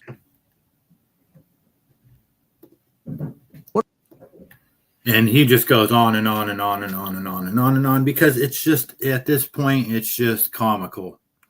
They're all lying. It is just but the problem is, and he talks about this at the end of this whole little coincidence thing, that, if it wasn't Tyler Robinson that shot Charlie Kirk from the Losi rooftop, that it means that the people that shot, that killed him, it's every organization out there, and it's at the top of every organization. It's hard to even wrap your brain around what is happening to our country right now. But yet here we are. I want to play a video of this comedian. I watched a little bit of it earlier. This is perfect for the complaint department. And I was just thinking to myself, I can't imagine being like a regular dude who knows how to fix shit and work in the heat and get sweaty and muddy and dirty and licking the boots of a New York City fucking pussy who's never done jack fucking shit. Donald Trump's never held a hammer. I mean, I didn't like George W. Bush, but at least that motherfucker knew how to work a chainsaw or ride a horse. That sounds delicious, Grateful. Panukaku this week. Your mother-in-law is coming to visit, and it is her favorite dessert, and it's Finnish. I'll have to look that up. That sounds delicious. Or fucking shoot a shotgun. I guarantee you Donald Trump wouldn't know how to use a miter saw if you put it in front of him. The guy's a fucking pussy. How can you go work your ass off every day and put on a pair of boots and get dirty and get sweaty and do manual labor? And clearly this tough guy persona is important to you because you guys talk about alpha and beta and soy boy and snowflake. Y'all talk about that shit all the time. So clearly you do care. That's why you got a loud pickup truck and, you know, your Jeep Wrangler with purple rims and whatever. Y'all are so fixated on macho-ness. And I'm telling you, this is a dying pedophile with bitch tits, a pussy on his neck, who paints his face orange every day and shits in his pants. A child rapist, lifelong con man grifter who's never done anything harder than rape a child or swing a golf club. And he has to lie about how good he is at swinging a golf club. And he has to lie about not being a child rapist. And y'all are licking his boots? And you think you're a tough guy? You're an easily duped pussy, dude. If you think you're a real man and you're a tough dude and you're out here worshiping a guy, a fucking silver spoon brat, a bitch-made brat put on by his parents who never earned a single fucking thing he has, who's never worked, who doesn't drive a car, who doesn't buy his own groceries, who's never used a fucking weed eater. You worship that guy, you're not a real man. You're a fucking pussy. Fuck you, you traitor piece of shit.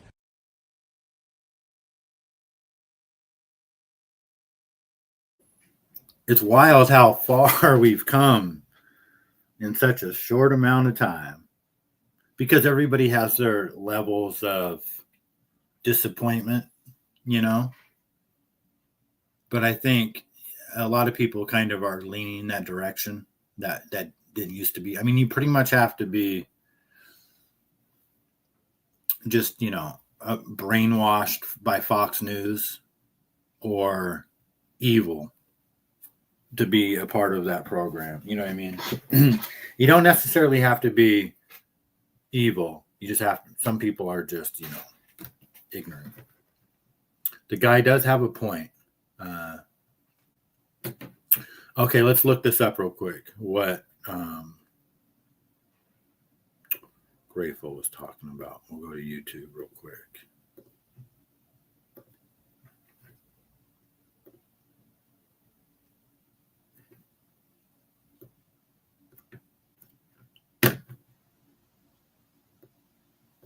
All right, it is called, where's it at? Panukaku. Panukaku.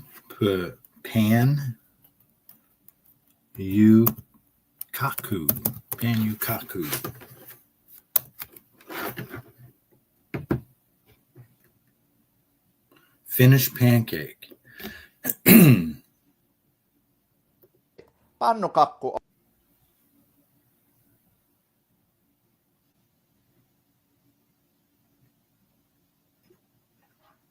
This video got 8.2 million views in 4 days. No one cares. And the creator made over $4,000 from one upload. No the one crazy cares. part? They didn't spend a weekend editing, hire animators, or even show their faces. Pip it. So how did they do it? This is what I told my buddy. He was talking about, I hate editing. That's the worst part about doing my YouTube channel is the editing. This is what my buddy says. I was like, just fucking have AI do it. You have AI do everything else. Your avatar. You personally are AI. You're not even a real person anymore. You are AI. So why don't you just have AI do it? Well, here you go, Brian. Pip it. All right, what were we talking about? Oh yeah, pancakes. Moi everyone, and welcome to Finish Your Plate. Pannukakku or pannari is a very common dessert item in Finland, and it's usually cooked in a rectangular pan like this. It's very simple, very quick to make, and a great everyday dessert item. So join me and I'll show you how to make this Finnish pancake yourself. The Finnish pannukakku is a little bit different from the American counterpart. First of all, it's not leavened with baking powder or baking soda at all. It is leavened just by the eggs. Second of all, it's never eaten for breakfast. It's always a dessert food. Ah. So here I have 4 eggs. And I also have... Hold on. That's how you can tell if you're an ignorant American. You are going to eat this for breakfast tomorrow.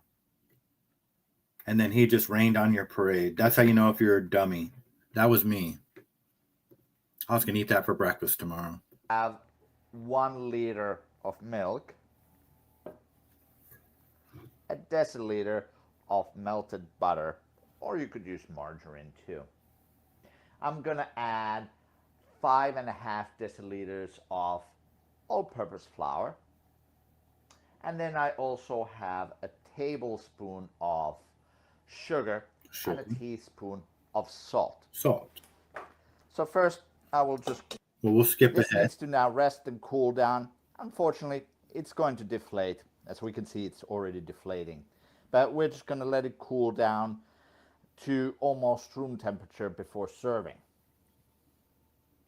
The pancake is usually served with some strawberry jam and some whipped cream maybe, usually on Thursdays after split pea soup. But I'm going to make a quick whipped quark topping to go with this. In my bowl, I'm just going to measure 1/2 cup of heavy cream and 2 tablespoons of sugar and about a teaspoon of vanilla extract. Now I'm just going to whip this up.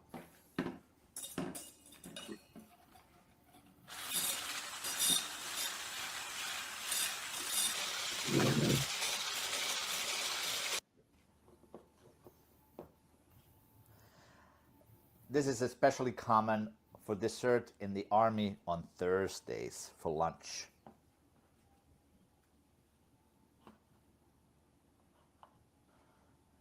There we go.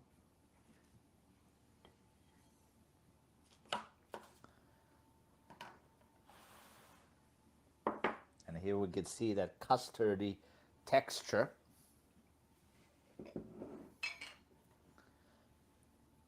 Now we'll just add a dollop of strawberry jam and the vanilla quark we made.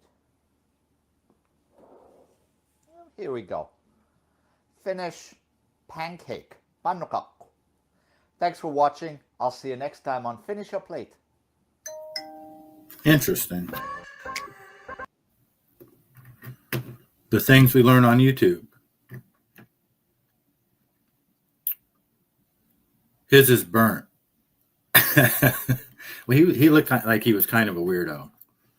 You know, you never know who some of these people are on here, you know. Even the way he said it was kind of creepy. All right, what else do we have on here? Anything else?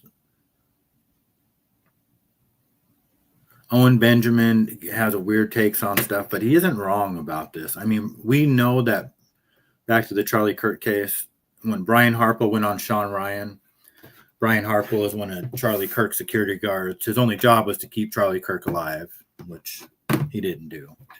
Instead of putting Charlie into an ambulance, they shoved him into an SUV like a side of beef. And I believe they murdered him in that van, in the SUV. But we'll listen to Brian talk for a minute here. I heard that bullet slap him.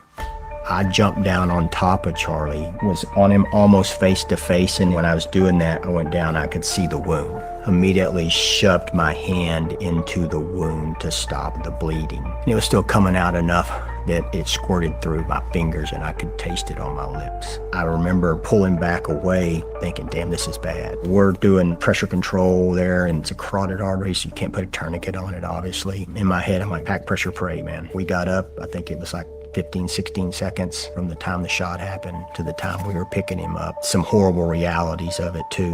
When I jumped down on him, he had doll's eyes. I was like, man, these are wounds incompatible with life, you know. I heard that bull. So he's talking about tasting the blood of Charlie Kirk. And who said, speaking of creepy, who says that? I said to myself, this wound is incompatible with life. I mean, what is that? That is just so... You know who says that? Michael Myers and Jason Voorhees. That's who would say that. Your wound is incompatible with life. I mean, it is the weirdest shit ever. The doll's eyes, please. Yes.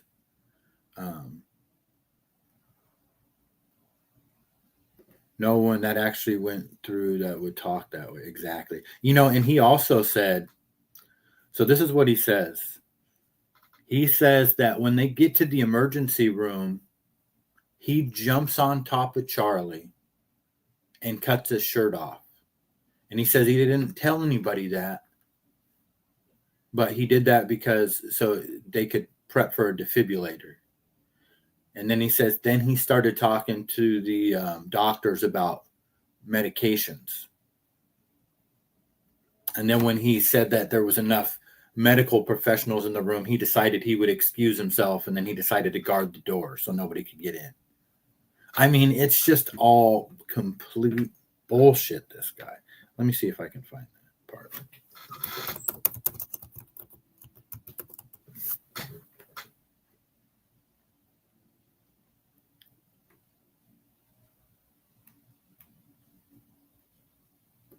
Immediate response. 3 meters to the right and up and getting on a roof. Then a guy walking up and getting on. You would have to search for that van. Already on Losey Center. No, not that one. See, this is Brian Harple right here.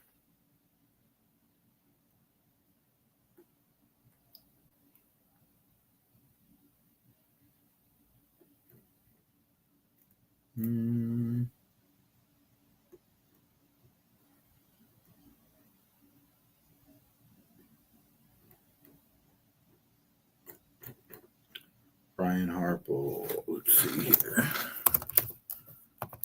Emergency room.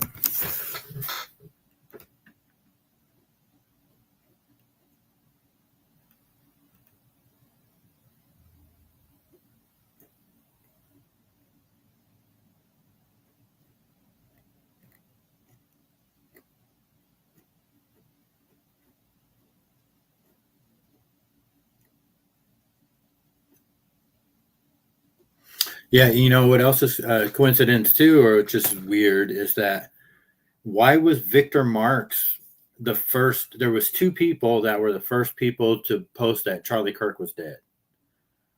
Victor Marks and Jack Hibbs' brother. And then Benjamin Netanyahu.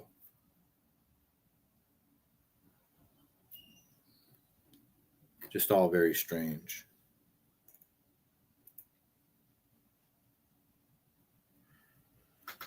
Candace talking about how when Charlie was brought to the hospital, they took out all the patients and moved the doctors. Everybody, they forced everybody out of the wing that they were going to bring him into.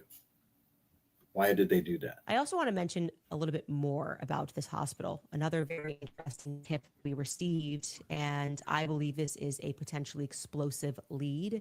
And in the interest of protecting the source, I'm going to remove the narrative and just tell you the facts regarding what allegedly took place. Now, many of us have noted how odd it is that there were no eyewitnesses to the extremely erratic, chaotic, and utterly improbable ER scene that was depicted by Brian Harpole, where are the witnesses? Where are the witnesses, we wonder, to this middle-aged man jumping on a stretcher which he treated himself to. Treat yourself, take a stretcher on your own if you feel you're important enough. Then took out some scissors, who knows where he got those from, maybe from his bag, jumped onto the gunshot wound victim, cut a Freedom t-shirt in half to prep for a defibrillator that nobody mentioned to you, while going back and forth with the surgical team about what drugs to give to Charlie. That clip can never be played enough, by the way. It's so far beyond ludicrous that we should take a listen to it again. We get to the hospital. Actually, we make it to the hospital through the traffic. We've got full wound pack in. We get out and we carry in to the door. Well, once we make it into the door, we see a gurney on the left-hand side. We put him on a gurney, and then I wheel him into a room. I start giving the patient information to the staff there. I end up getting on top of him and cutting the shirt that he had on off, that white Freedom shirt. And so I cut it off so they could get to him, so that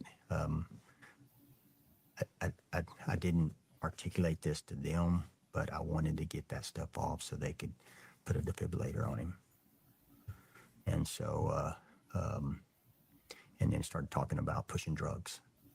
And so I was back and forth with them on drugs and defibrillator. And so then, once you get that shirt cut off and moved out of the way, there's enough of medical professionals in there. And so I just want to get out of their way. And so got out of their way and walked out of the room and stood outside the room and held guard on the outside door of the room so nobody else could come in there.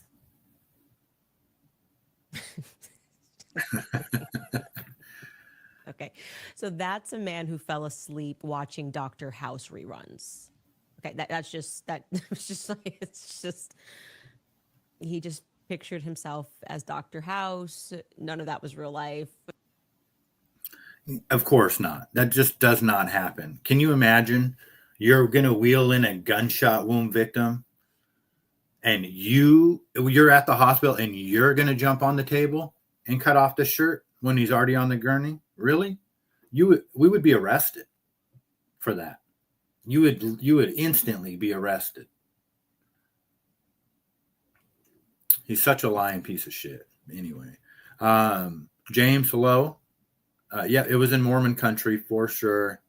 And it exposed the Mormon mafia, which, it's a lot more complicated than that, but they're definitely a player in this, the Mormon mafia. And, we learned that term from this investigation. Candace says the first time she heard the term was from Courtney Love, way back in the day. And Candace had no idea what she was talking about. Now she knows exactly what she was talking about. But it goes all the way back to Howard Hughes, whatever that guy's name is. And the people that basically, allegedly, they kind of like just hijacked him and kidnapped him and forced him into his hotel room and just told a narrative about him that he was a recluse. But he may not have been a recluse. He may have been kidnapped and held hostage in a casino. It's wild shit.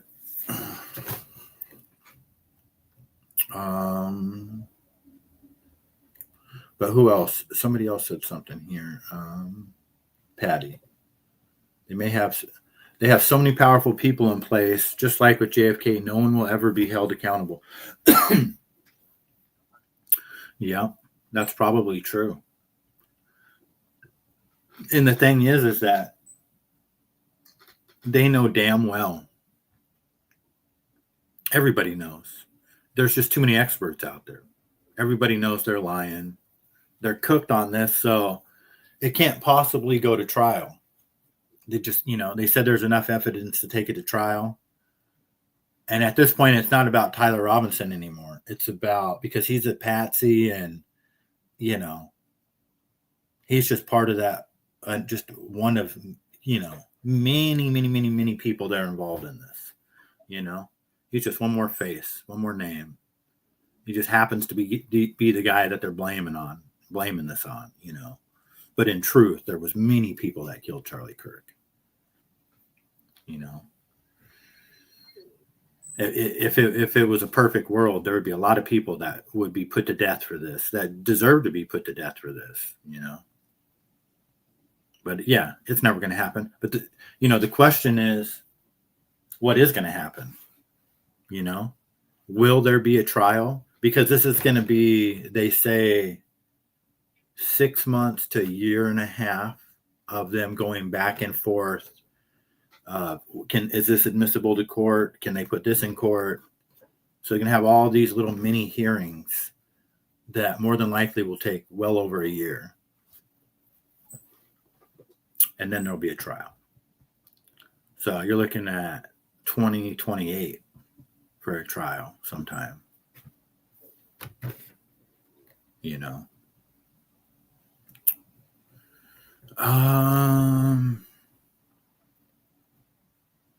But with people like Candace making noise, at least it's a step in the right direction.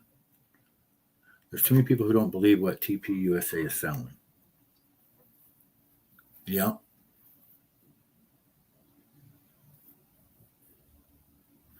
You know, it's just crazy. The whole thing. It's like, it's not just that they killed Charlie Kirk and are getting away with it. It's like it's symbolic to a lot of things that are happening to the country and just around the world. You know, it's almost like, you know, they sacrificed Charlie for, you know, to kick off the start of the New World Order. I mean, you could just, you know, simplify it to that. Hold on, my daughter's messaging me.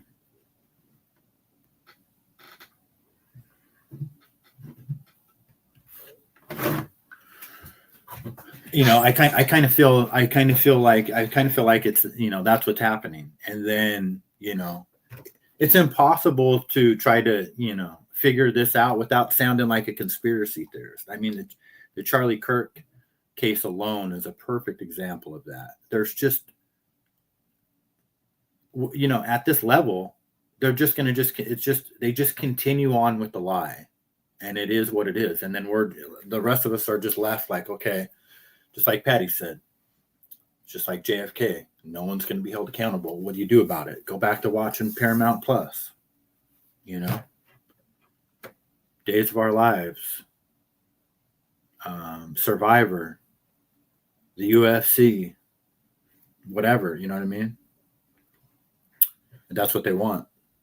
I think they have judges in place and lawyers, so they may go to trial, but it'll be rigged. I have no faith. No, 100%. It's already rigged because, you know, they've already went through all the people there are frauds. Every last one of them. The Judge Gaff, and all the way down. You know, it doesn't matter which person you pick, defense attorney, attorneys, prosecutor, the expert witnesses, each one of them has a story. The Samoan chick that is the DNA expert, she's been on Netflix. There was 2 people that testified that have been on Netflix specials. And one, I think the defense, somebody on defense is related, I believe, to Terrell Farnsworth, the dude who went up on the thing and said, they killed Charlie. You can't make it up. You know, I guess you can. The attorneys representing Tyler are buffoons.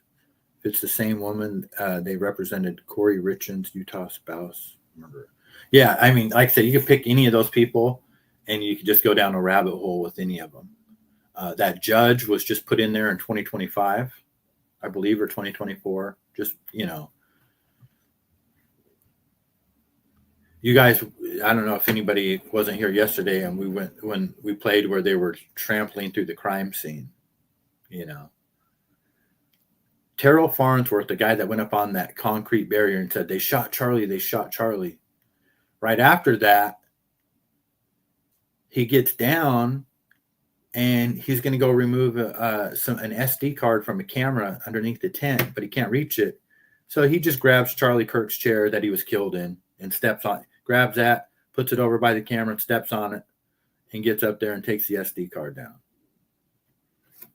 I mean, even if, somebody like me, I don't know nothing about investigations, would know that you don't want to do that. As a friend, if my friend just got killed, I'm not taking his chair out of respect, even if it's not a crime scene. Bro, I need your chair. Sorry you were killed in it. Sorry your blood's on there. Sorry I got to get it on the bottom of my shoes. So fucked up. I watched the Corey Richards trial, all of it, and it was a mess. They were constantly getting in trouble. It makes you wonder, how much, what is real out there? What is real and what is not real, And it's crazy because, and this is why I don't ever want to, get too big calling bullshit on this, because it doesn't end well for the people that are so good at calling bullshit on the government that they get monetized and famous from it, like a Sean Ryan or Candace Owens. Now, Candace, hopefully it ends well for her, but everybody knows that she's, who would be one of the people that the deep state would want to kill first, or Israel would want to kill first, that Benjamin Netanyahu would want to kill first, that Ben Shapiro would want to kill. We all know who it is. That cannot be a comfortable feeling. The problem is, and like Grateful says here, how rigged is the world? Is it so rigged that Candace is not who she says she is? And it's all that, they got all of us fooled. That is, and people believe that too. That is Candace part of the whole thing? At one point she was, Candace was a Zionist, but she said that, she found out that what they were all about. And so she left, and that's when all of these problems started. And here we are today. It's a totally believable story. And you know what? If I found out that Candace was lying,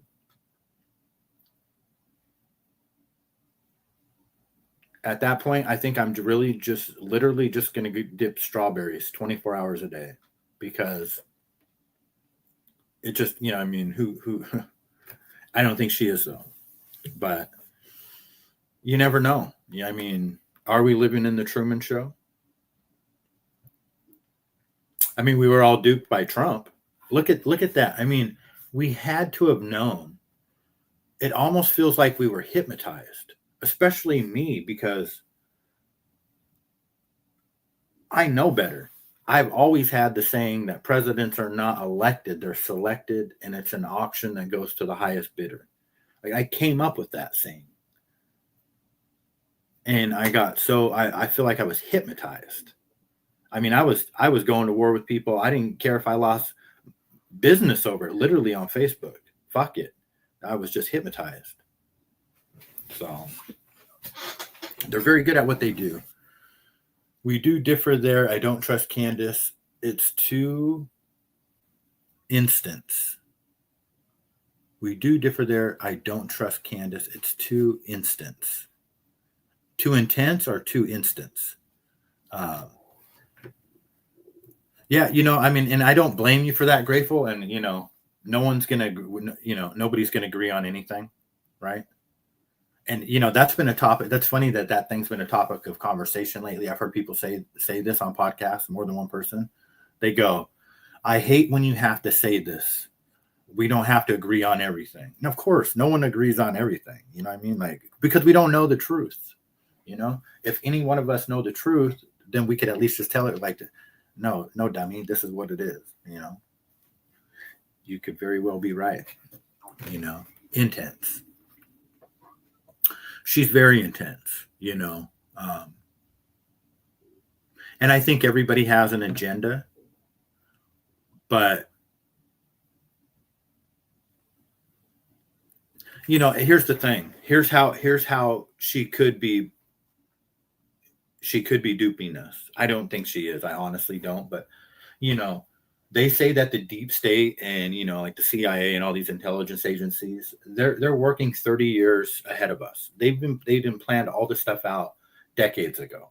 You know, 9/11, Waco, everything has been planned out in advance. You know, at least if it's a you know, like a false flag type of operation, which I believe this was. So,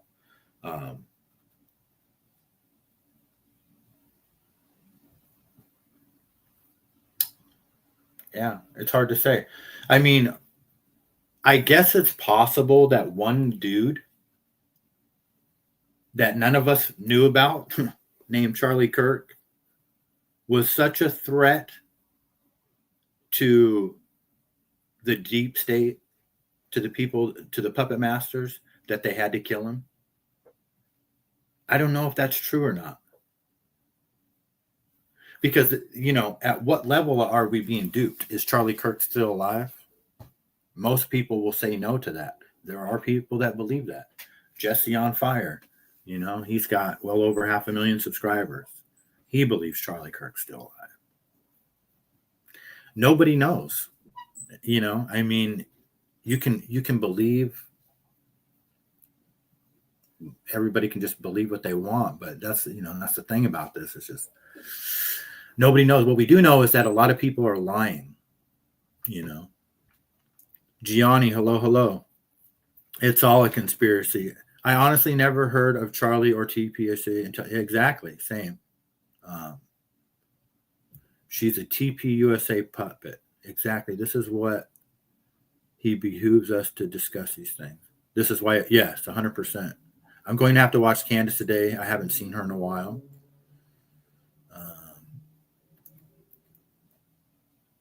She's a TPUSA puppet, in my opinion, says Grateful. So Grateful thinks that she's working for TPUSA.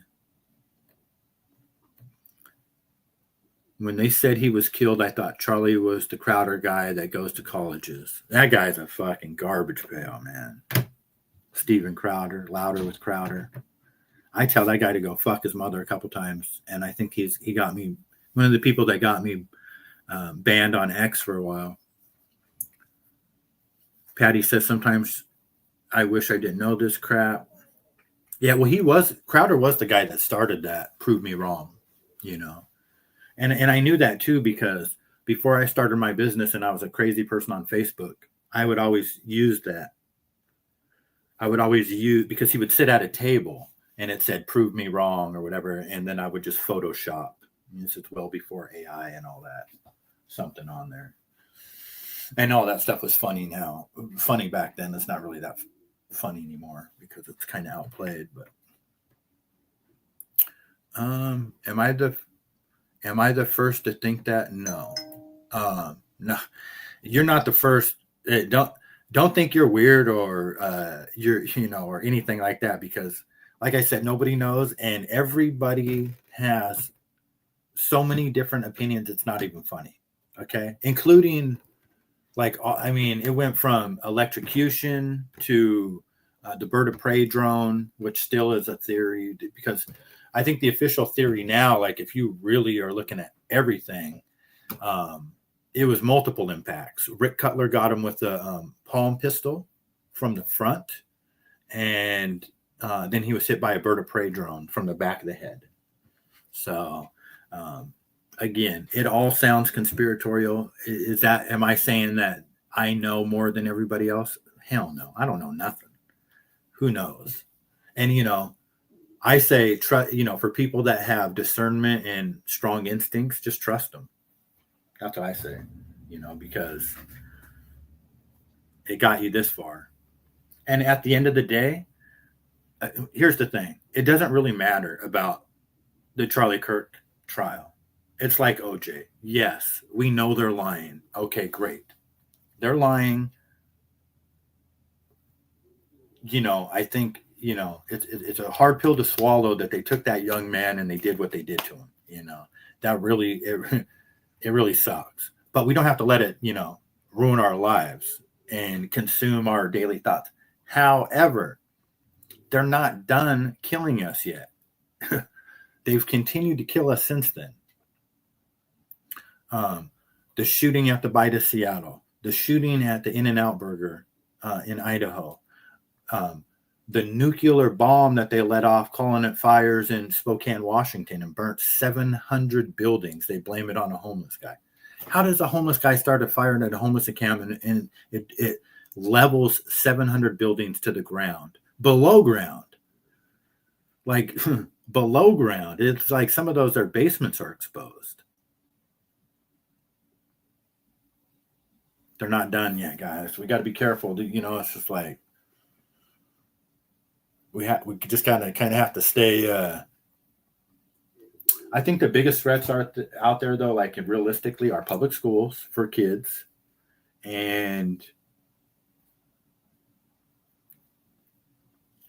data centers. Making sure you're not near a potential data center, because they prove that they'll do anything. Palm pistol, bird of prey. You don't know about either one of those, Gianni? So Rick Cutler had what they call a palm pistol, and then the bird of prey is a drone where you need 3 people to triangulate the position. And one guy broke it down to where he proved it can't be a human because it's too fast of a reaction. A laser is pointed, and within less than a fraction of a second, you're hit when the laser locks on. It's just too fast for a human. But they've got like a reflection of an infrared laser on video, and then they hit him from the front with the palm pistol projectile to offset the percussion or concussion, whatever that word is, of the shot to the back of the head that was going to exit through his neck. I'm not saying that's exactly what happened. I don't think anybody really knows exactly what happened, but they're definitely on the right track. You know what I mean? Like there's a lot going on there, and there's a lot of evidence. There's a lot more evidence towards those theories than to the gun theory on the roof. And nobody can remember anything. Everybody's got amnesia. So it is what it is. We can move on. We must consult Mulder and Scully, the X-Files. Yikes, says Hey Teacher. I mean, you're definitely not wrong to question what we are told. History proves this time and time again. JFK, 9/11. What do you guys think happened in 9/11? Do you believe that 19 Saudi Arabians hijacked 4 airplanes, put 2 of them into the Trade Center, one into the Pentagon and one into Shanksville, Pennsylvania? And then the 2 planes that crashed into the trade centers resulted in them coming down at free fall speed, and it also resulted in Building 7 coming down at 5:45 p.m. later that afternoon. 47 stories tall skyscraper, Building 7. No, I believe 9/11 was someone's mastermind. I believed it until I learned that guy made a ton of money off of it. 9/11, they either let it happen or they planned it because they really just slept on all that intel. That would be the worst. So Chelly should be on your show to talk about 9/11. Oh, that's right. He was going to come on and talk about it. You know, he knows a lot. Gerard, you know, because he's a retired firefighter.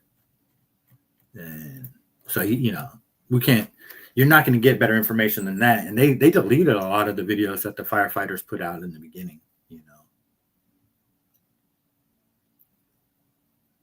There's a lot there. Remember, so that was September 11, 2001. September 10th, 2001 is the day that Donald Rumsfeld, U.S. Secretary of the Treasury, comes out and says, or was he Secretary of Defense? It was one of those guys. I think it was the U.S. Treasury. He came out and said the day before that there were trillions of dollars missing. and they didn't know where it was. So there was something about that. Rudy Giuliani, yep. He definitely had his moment in the sun for 9/11, right? Remember, he was down there on the ground. You know, they actually have the entire newscast. I go back and watch them from time to time. You know, like 10 hours of NBC with Sam Donaldson or Peter Jennings or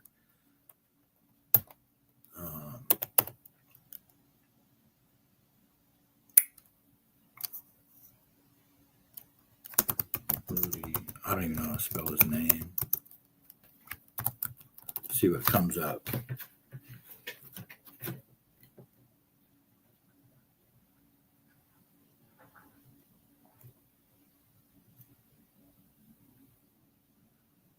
A conspiracy theory.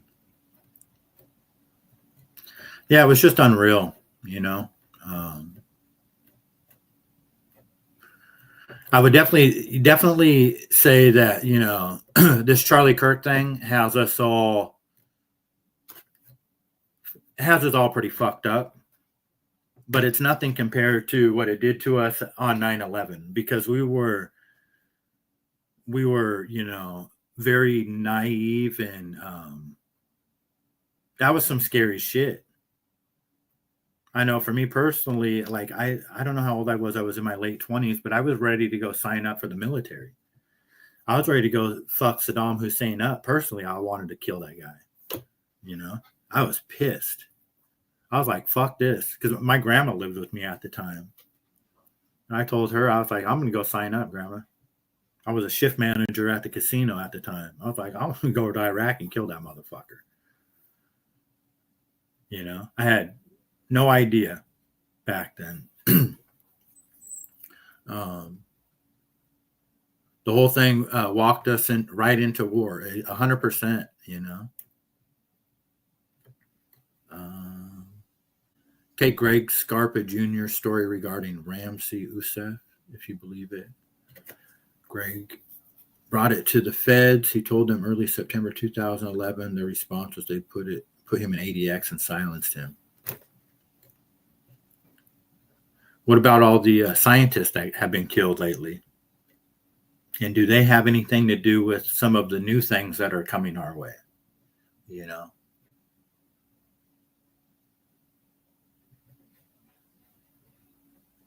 We used to have targets with Saddam's picture on it. And yeah, 100%. What year was that?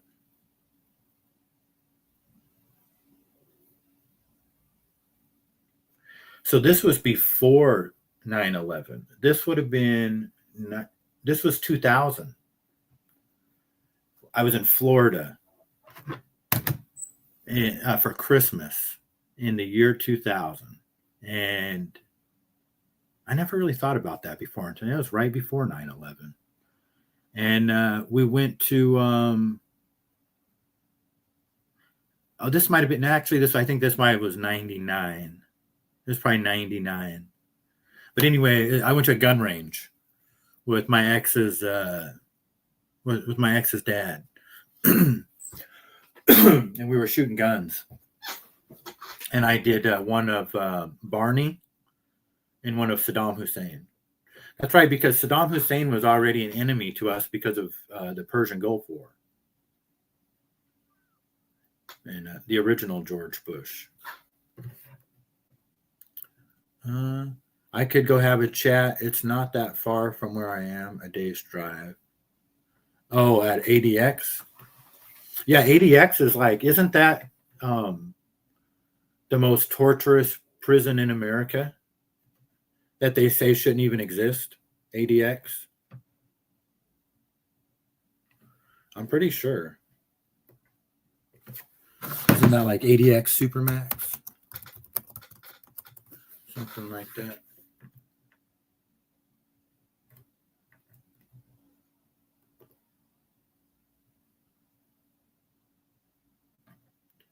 Something about an evacuation order. Oh, that was earlier July. I'm a bad guy. I deserve certain things, but I have compassion as well. If you're not going to have any compassion whatsoever at 94, after 36 years to rot in prison, you might be worse than me. You might even be worse than a serial killer. How much damage you're doing, not only to his families and children and grandchildren and everybody. Give him a fucking brick. Let him go home with his family and act like the good guy. Or don't ever call me or any mafioso a bad guy. You're just as bad. We drop bombs all over the world. Everybody could kill for what their reason is, whether it's loyalty to the government. But be consistent. Be consistent in what you do and what you say. Let them go. I get that. But when you're running the place and you realize I'm the one who walks the compound and the inmates are wheeling up to me or walking up to me with months to live and they're saying, we like Mario Biaggi. He ran for mayor of New York as a congressman and through corruption, taking bribes and stuff. He goes to federal prison in Fort Worth, Texas. And all of a sudden we get this, he needs to be released to New York City on a compassionate release. I disagreed with that. We're letting out this one guy. What about me? Who was it?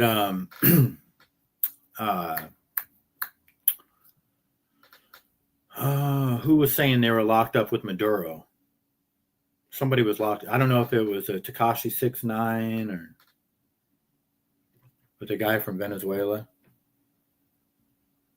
I played Sammy just for you, Gianni. I knew he would agitate you. You know, if he wants compassionate release, why don't you go trade places with him, Sammy? How about that? All right, let's see what else we got in here.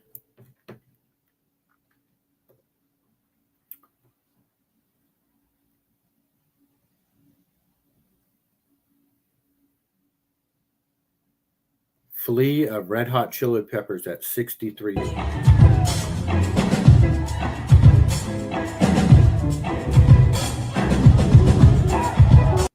We know that's Steendu up there. A little super glue and some chia pet powder on his head.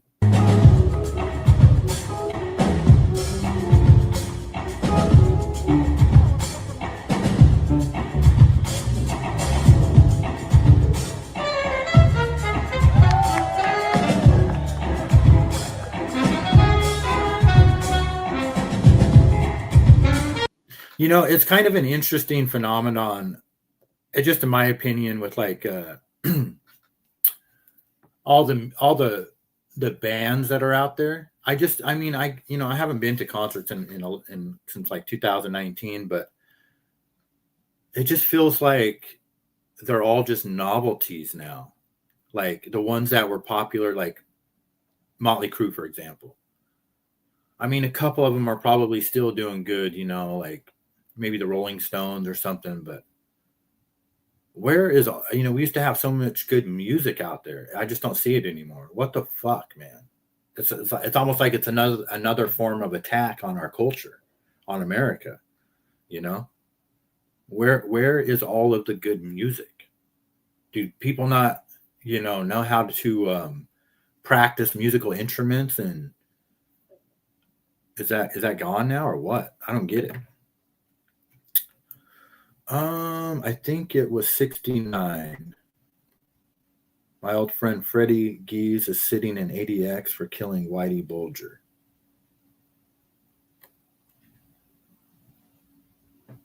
He killed him in prison, right? Because Whitey didn't Whitey get killed in prison? Like homeboy, your friend gouged his eyeballs out or something, didn't he? He's like Flea. He has a decent jazz album out a few months ago. My hubs and I were in Leadville 15 years ago shooting pool in a dive bar. My hubs was talking to this drifter guy, and they ended up telling my hubs he worked for Whitey Bulger. Oh, damn. Your hubs was Florida and got you the hell out of there. Yeah, I don't blame him. Good move. I want nothing to do with those guys.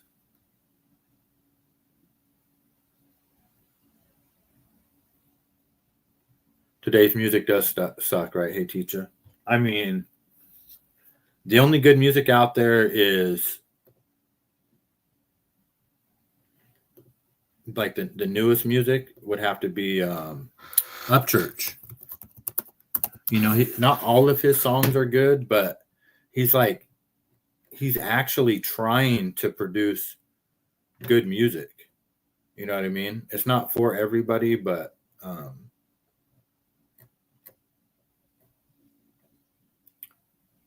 me see if I can find one. It's one of Slim's favorite songs right here.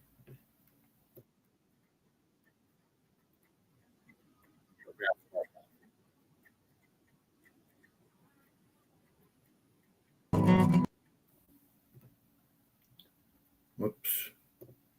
The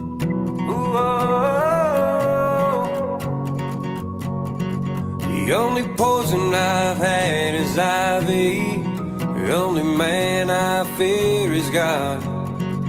No snakes can make me run now, 'cause I've been bit by a moth. No bug can stare me down. No neighbor can shut me up. I'm off the grid and I'm off my rocker. I'm off in the holler sun. We them holler boys. Holler if you needed something done. Holler if you need a chip on the shoulder and a hand with a loaded gun. We'll be out that screen door, no shirt on, leaving 2 black marks down a one-way road. Yeah, we them holler. The only fight I've ever been in was taking up for somebody else. The only time I got my jaw jacked is never, but damn sure not quite yet. The times I miss the most are the times nobody knows. When it was me, my cousin, and a couple of my buddies racing down old Sam's Creek Road. We them holler boys. Holler if you needed something done. All right, I'm back. That was a weird weekend. We just stayed in a hotel, and the guy 2 doors down ran his exhaust into his hotel room and went to sleep. Oh, damn. And it took forever for my husband to shake off the shock. I was fairly ignorant of the mob back then and who Whitey was. Yeah, when I was a kid, I just thought it was like kind of almost like just make-believe. You hear about John Gotti and all this stuff. I didn't even really think it was real, you know, until I got older. I was like, oh, shit. There really is a Tommy Stiggs out there, you know? Who would have thought, you know? All those years we heard about the boogeyman coming to knock on your door, collecting money. We didn't know they were wearing a white and black tracksuit. And they sat in a clam chair most of the day. Well, at least when they're on YouTube. Luckily, I never met Whitey. I did meet his guy, Kevin Weeks, and later on a few guys from Winter Hill. The Boston car was full of those Irish guys. Yeah, it's still a rough town, right? You know? Everybody has their rough parts, but I'd have to say Boston's probably one of the roughest. New York.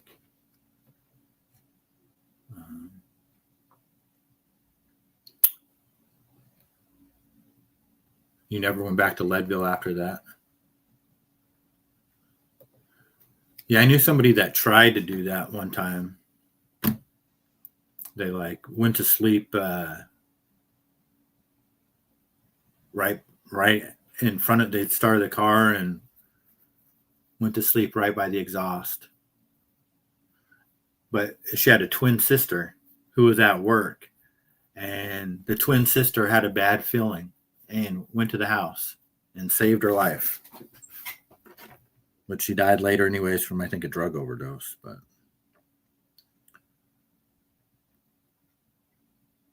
what's my buddy doing? Oh, damn. My buddy's cat in Arizona is out killing rabbits this morning. Killed a baby bunny rabbit. And it pisses my buddy Brian off that the cat kills the rabbits. But he took this cat in that's been living outside its whole life in Arizona. And that's what it does. That's how it survived, is kill rabbits. So that's what it does. There's all kinds of rabbits out there. What are you going to do? I didn't think Whitey Bulger was a real person. I thought it was a cartoon character. Yeah, I did too. That's what I thought about John Gotti, you know.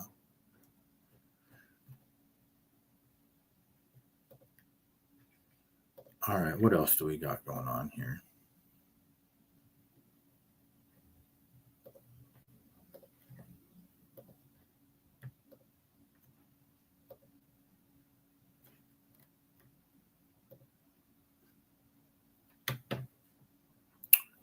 Most of these are, you know, I'm just going down.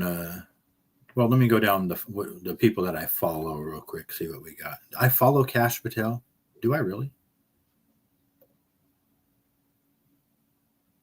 We're unfollowing director Kash Patel right now. Fuck you, Kash Patel. And he's still on here. What's he? The voter registration lists and the SNAP Medicaid data. This is live, by the way. For Congress or for the FBI or the administration to get those, despite that blockage. Well, I would prefer that Governor Evers listen to the people in the state of Wisconsin. So my fellow Wisconsinites do not want to be spending millions, tens of millions, over the years, billions of dollars on fraud. Does anybody see anybody in that picture that they would trust? I wouldn't let any of those people, including that lady around my kids. Look at this guy back here with this fucking weird little get up. If he doesn't look like a little fat, pudgy, racist fuck. What else do we got here? Mom Domney. You need ID for Mom Domney's grocery stores, but not to vote in elections. How are you going to keep people from taking advantage of that, that deal, basically? And is there going to be a limit on the number of items that someone can take that are discounted at that level from that essential basket? So thank you, Hey Teacher, and I appreciate you too. Thank you for that too. Have a great day. I appreciate you coming through. Upstairs to beg for book money. Oh, nice. There you go. All right, have a good one. We'll see you. Take care. Yeah, tell them they can afford it. RFP makes very clear that this is a program for New Yorkers to be able to put food on the table, not a program for people to be able to make a quick buck through reselling. I'm going to pass it over to our EDC head, GPAC, to add some additional details. Yes, if you look at our RFP for the operator, we are looking to make sure that we target New Yorkers, whether it be at sort of a library card-esque thing, and also we manage who's buying, and that is focused on everyday New Yorkers. So we are mindful of that, and so we're going to make sure that we have all the places. Are you originally from New York, Gianni? Oh no, you were from the Boston area, right, or Massachusetts or something. Then you moved to Florida, or you're going to move to Florida. I was going to say, anybody that used to live in New York that moved to Florida should still have to pay New York taxes. The chubby guy looked like a pee-pee toucher. He did, Grateful, big time.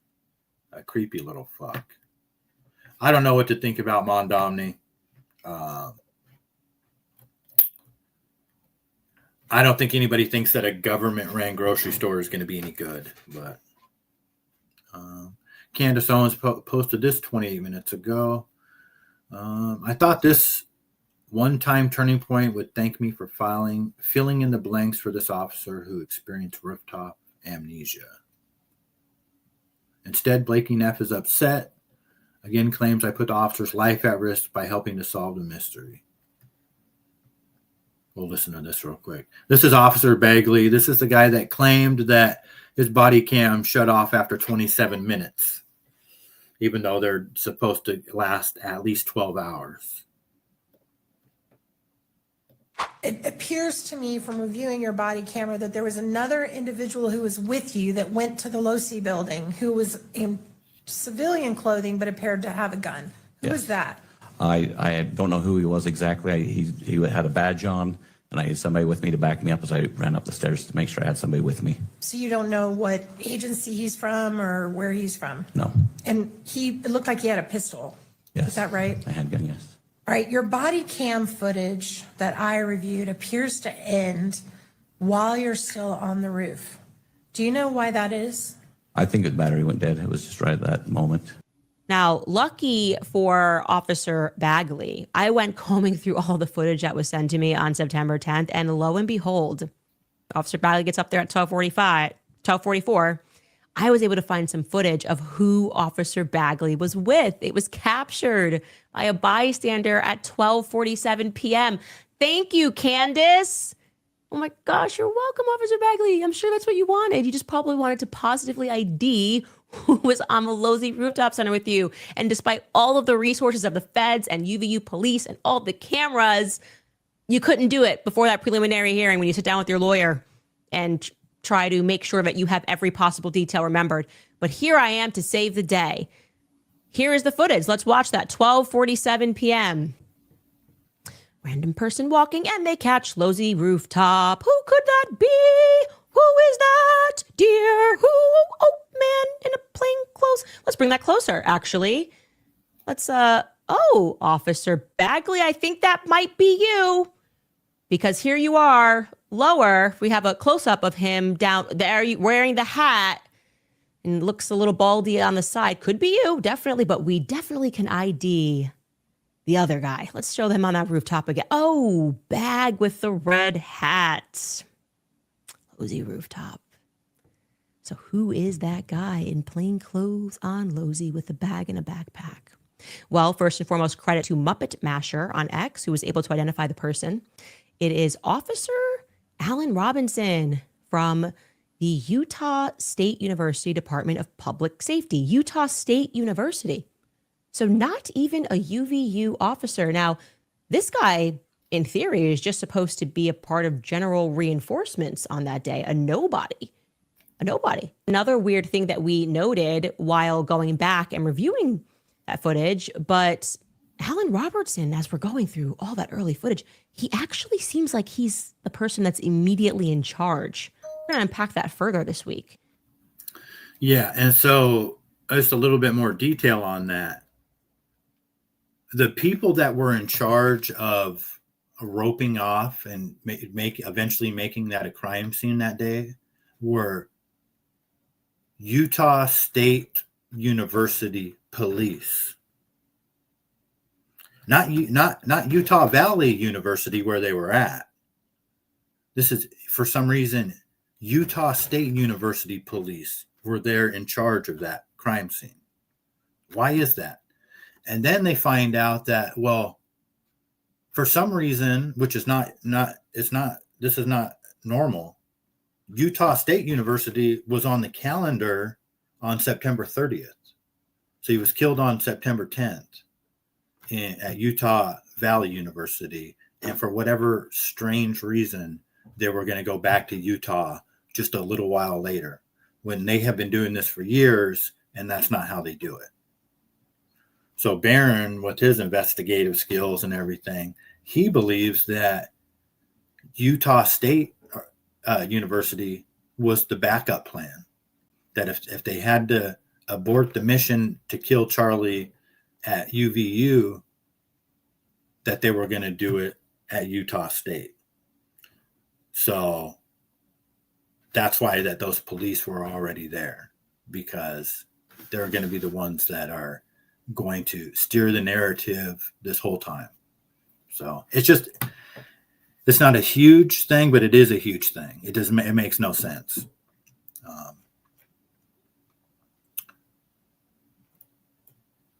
I was born in Sicily, moved to Springfield, Massachusetts when I was 8 or 9. Lived the area ever since. Lived around the area ever since. I bet Springfield has changed a bunch since. Isn't that where, it's Springfield, Missouri is where the Simpsons are from, right? I'm like 45 minutes west of Boston. Springfield is like south central Massachusetts, right on the Connecticut line. Isn't Connecticut a bunch of weirdos? I heard that Connecticut's like just a kind of a strange place. It has changed tremendously in some aspects for the best and some aspects for the worst. Oops. Let me go back. So Candace ID'd who that guy was. Owen Benjamin, who lives in Idaho, who's the comedian, we just watched the video of him. He's trying to say that he doesn't think that this was directed energy weapons. He thinks that it just happens.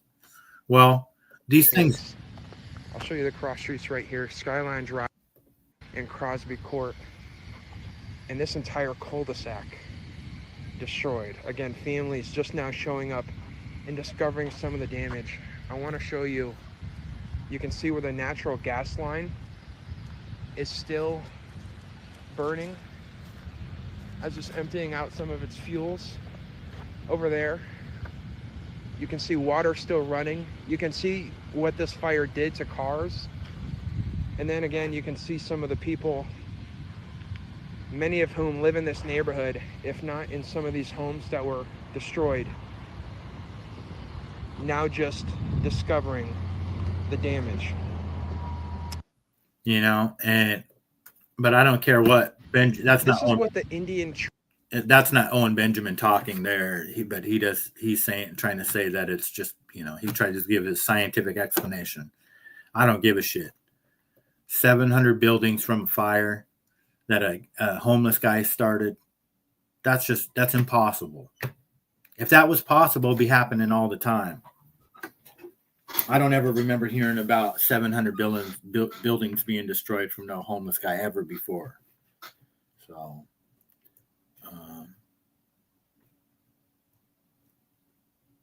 I know a guy from New Canaan out here. He's awesome, hilarious guy, Italian. Connecticut is like a bunch of weirdos. Sort of depends on where you go. You like some spots there. New Haven is fun, good place for kids to work. Minimum wage is $16.25. Is this the same live from this morning? I'm the only one that works. Yep, you're the only one that works, Tommy. We're just doing nothing today. I do got to do something today. Actually, I got to go pay my rent at the kitchen is what I got to do. Forgot about that. We'll go do that this morning, and I'm babysitting. Well, not really babysitting. I'm just picking my granddaughter up for a minute. Go to the Halloween store. Oobots. Yep, that's us. Oobots. I'm pretty much out of things to talk about anyways, but just kind of scrolling through here. Trump golfing.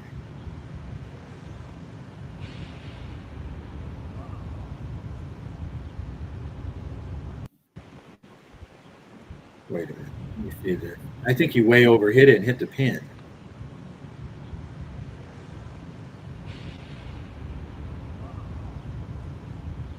I don't know. Hard to tell. Not impressed. An absolute massive operation is underway as ICE, in coordination with the FBI, blah, blah, blah, surrounded a fire equipment manufacturer in North Carolina. A criminal search warrant is currently being executed for the alleged hiring of illegal aliens. Interesting. Robert F. Kennedy is showing off as a falconeer, whatever you call that. He's a weirdo. And is in turmoil right now. Turmoil. And Randy Levine from the Yankees, the president of the Yankees, got together with a lot of people. We had it right here, 60 people that were in that world, including legal people. And from football, it was Nick Saban, who won 6 or 7 championships. Fantastic coach and very respected. And many other people, very, very respected. And we have a bipartisan deal as of right now. So we'll see what happens. They'll be voting on it soon. I hope they get it. I hope they get it done. Thank you all very much. I have no idea what he was talking about. He mentioned the Yankees owner there. What's up, Todd? I know you work more than all of us, Todd. I haven't been working enough lately. I was lazy yesterday. What are you going to do? I'll get back at it. Actually, I was supposed to order chocolate yesterday. I totally forgot, and I'll do that today.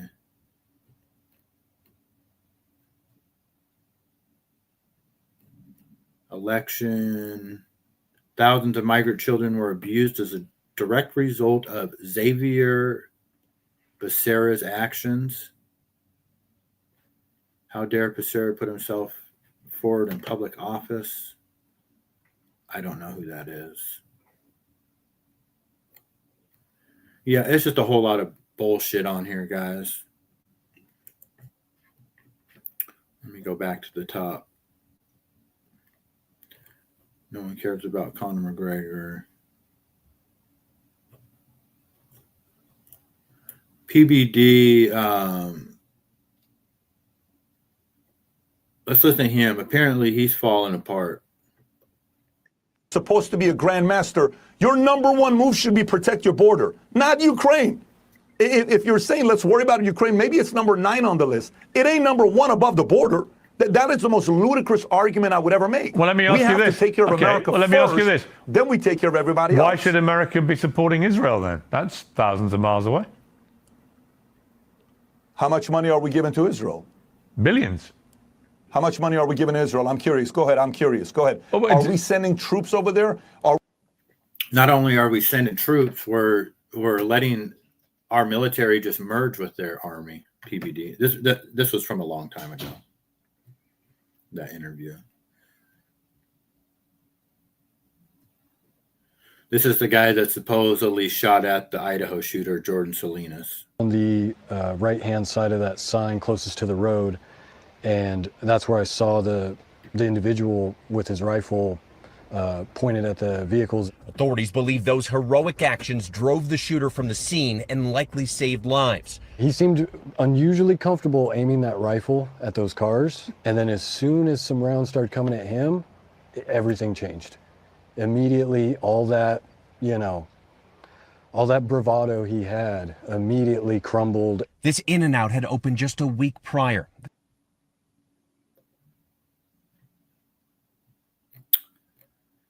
Yeah, I don't believe him. I don't believe any of that shit.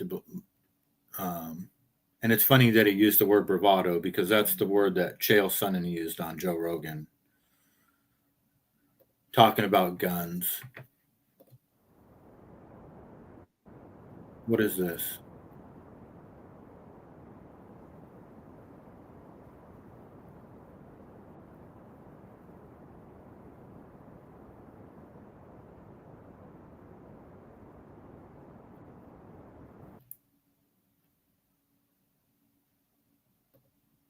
Person. Like I never thought it was just a shocking moment. I was not the biggest Charlie Kirk fan. I wouldn't say I was opposed to Charlie. I never spoke out against him. I didn't have a visceral reaction to hearing his name, but I always thought he was on the team. You know what I mean? Like in the middle, on the Uniparty. He had started kind of speaking up on the Israel issue a little bit towards the end of his life, but prior to that, I mean, he was just sort of a water carrier for whatever mainstream Republican thought was at the time. And that's not really my brand of politics. And so I always sort of viewed him that way. I also had a friend one time tell me, this was before he died, how much money they thought he was making. And I was just shocked. Like it floored me when I heard the figures that were coming out that he was saying. And are you able to say that? Like what he was estimating? Yeah, I mean, he was saying 25 to 50 million a year. He thought he was pulling in, which he asked me, what do you think he's making? Because he had just heard somebody that supposedly knew. And this was probably 6 months before he died. And I said, I don't know. I bet he's making 2 to 5 million. He's like, I think it's like 25 to 50. And I was like, what? How? I was like, how? He was like, how, Dave? Yeah. What are we doing wrong? He's like, he's got the podcast. He's got his salary from the place. He does real estate deals. He's involved in private equity. He's a best-selling author. He's like, man, all that money adds up. Yeah. He's a sharp guy for sure. He's a very sharp guy.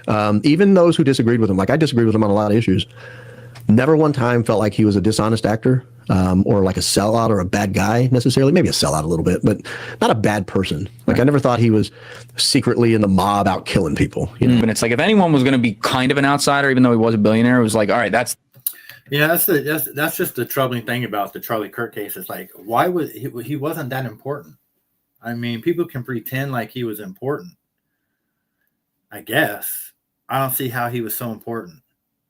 You know, there's got to be more to this story, and there obviously is, than just we got to get rid of this guy because he's turning against Israel. You know, there's just more to it. Got to run. Yeah, we're going to end the show. I appreciate everybody hanging out. Not a whole lot going on the news. I had to go pay my rent, and that's all I'm doing today. Going to the Halloween store with my granddaughter. Probably work in the kitchen for a little while. I think I'm going to go out and sell tomorrow. So just go enjoy my birthday for the day. Appreciate all the birthday wishes and everybody hanging out, and everyone have a great day. Probably see you over at Dean Deuce. Smash the like button on the way out. We lost 3 subscribers this week. We went from, let me see what we're at now. What's the official count? Yeah, 543. We were at 546 for probably like 6 months, and it dropped to 543. So 3 people couldn't handle the smoke, I guess. All right, guys, we'll see you. Thanks for hanging out, and we'll talk to you soon.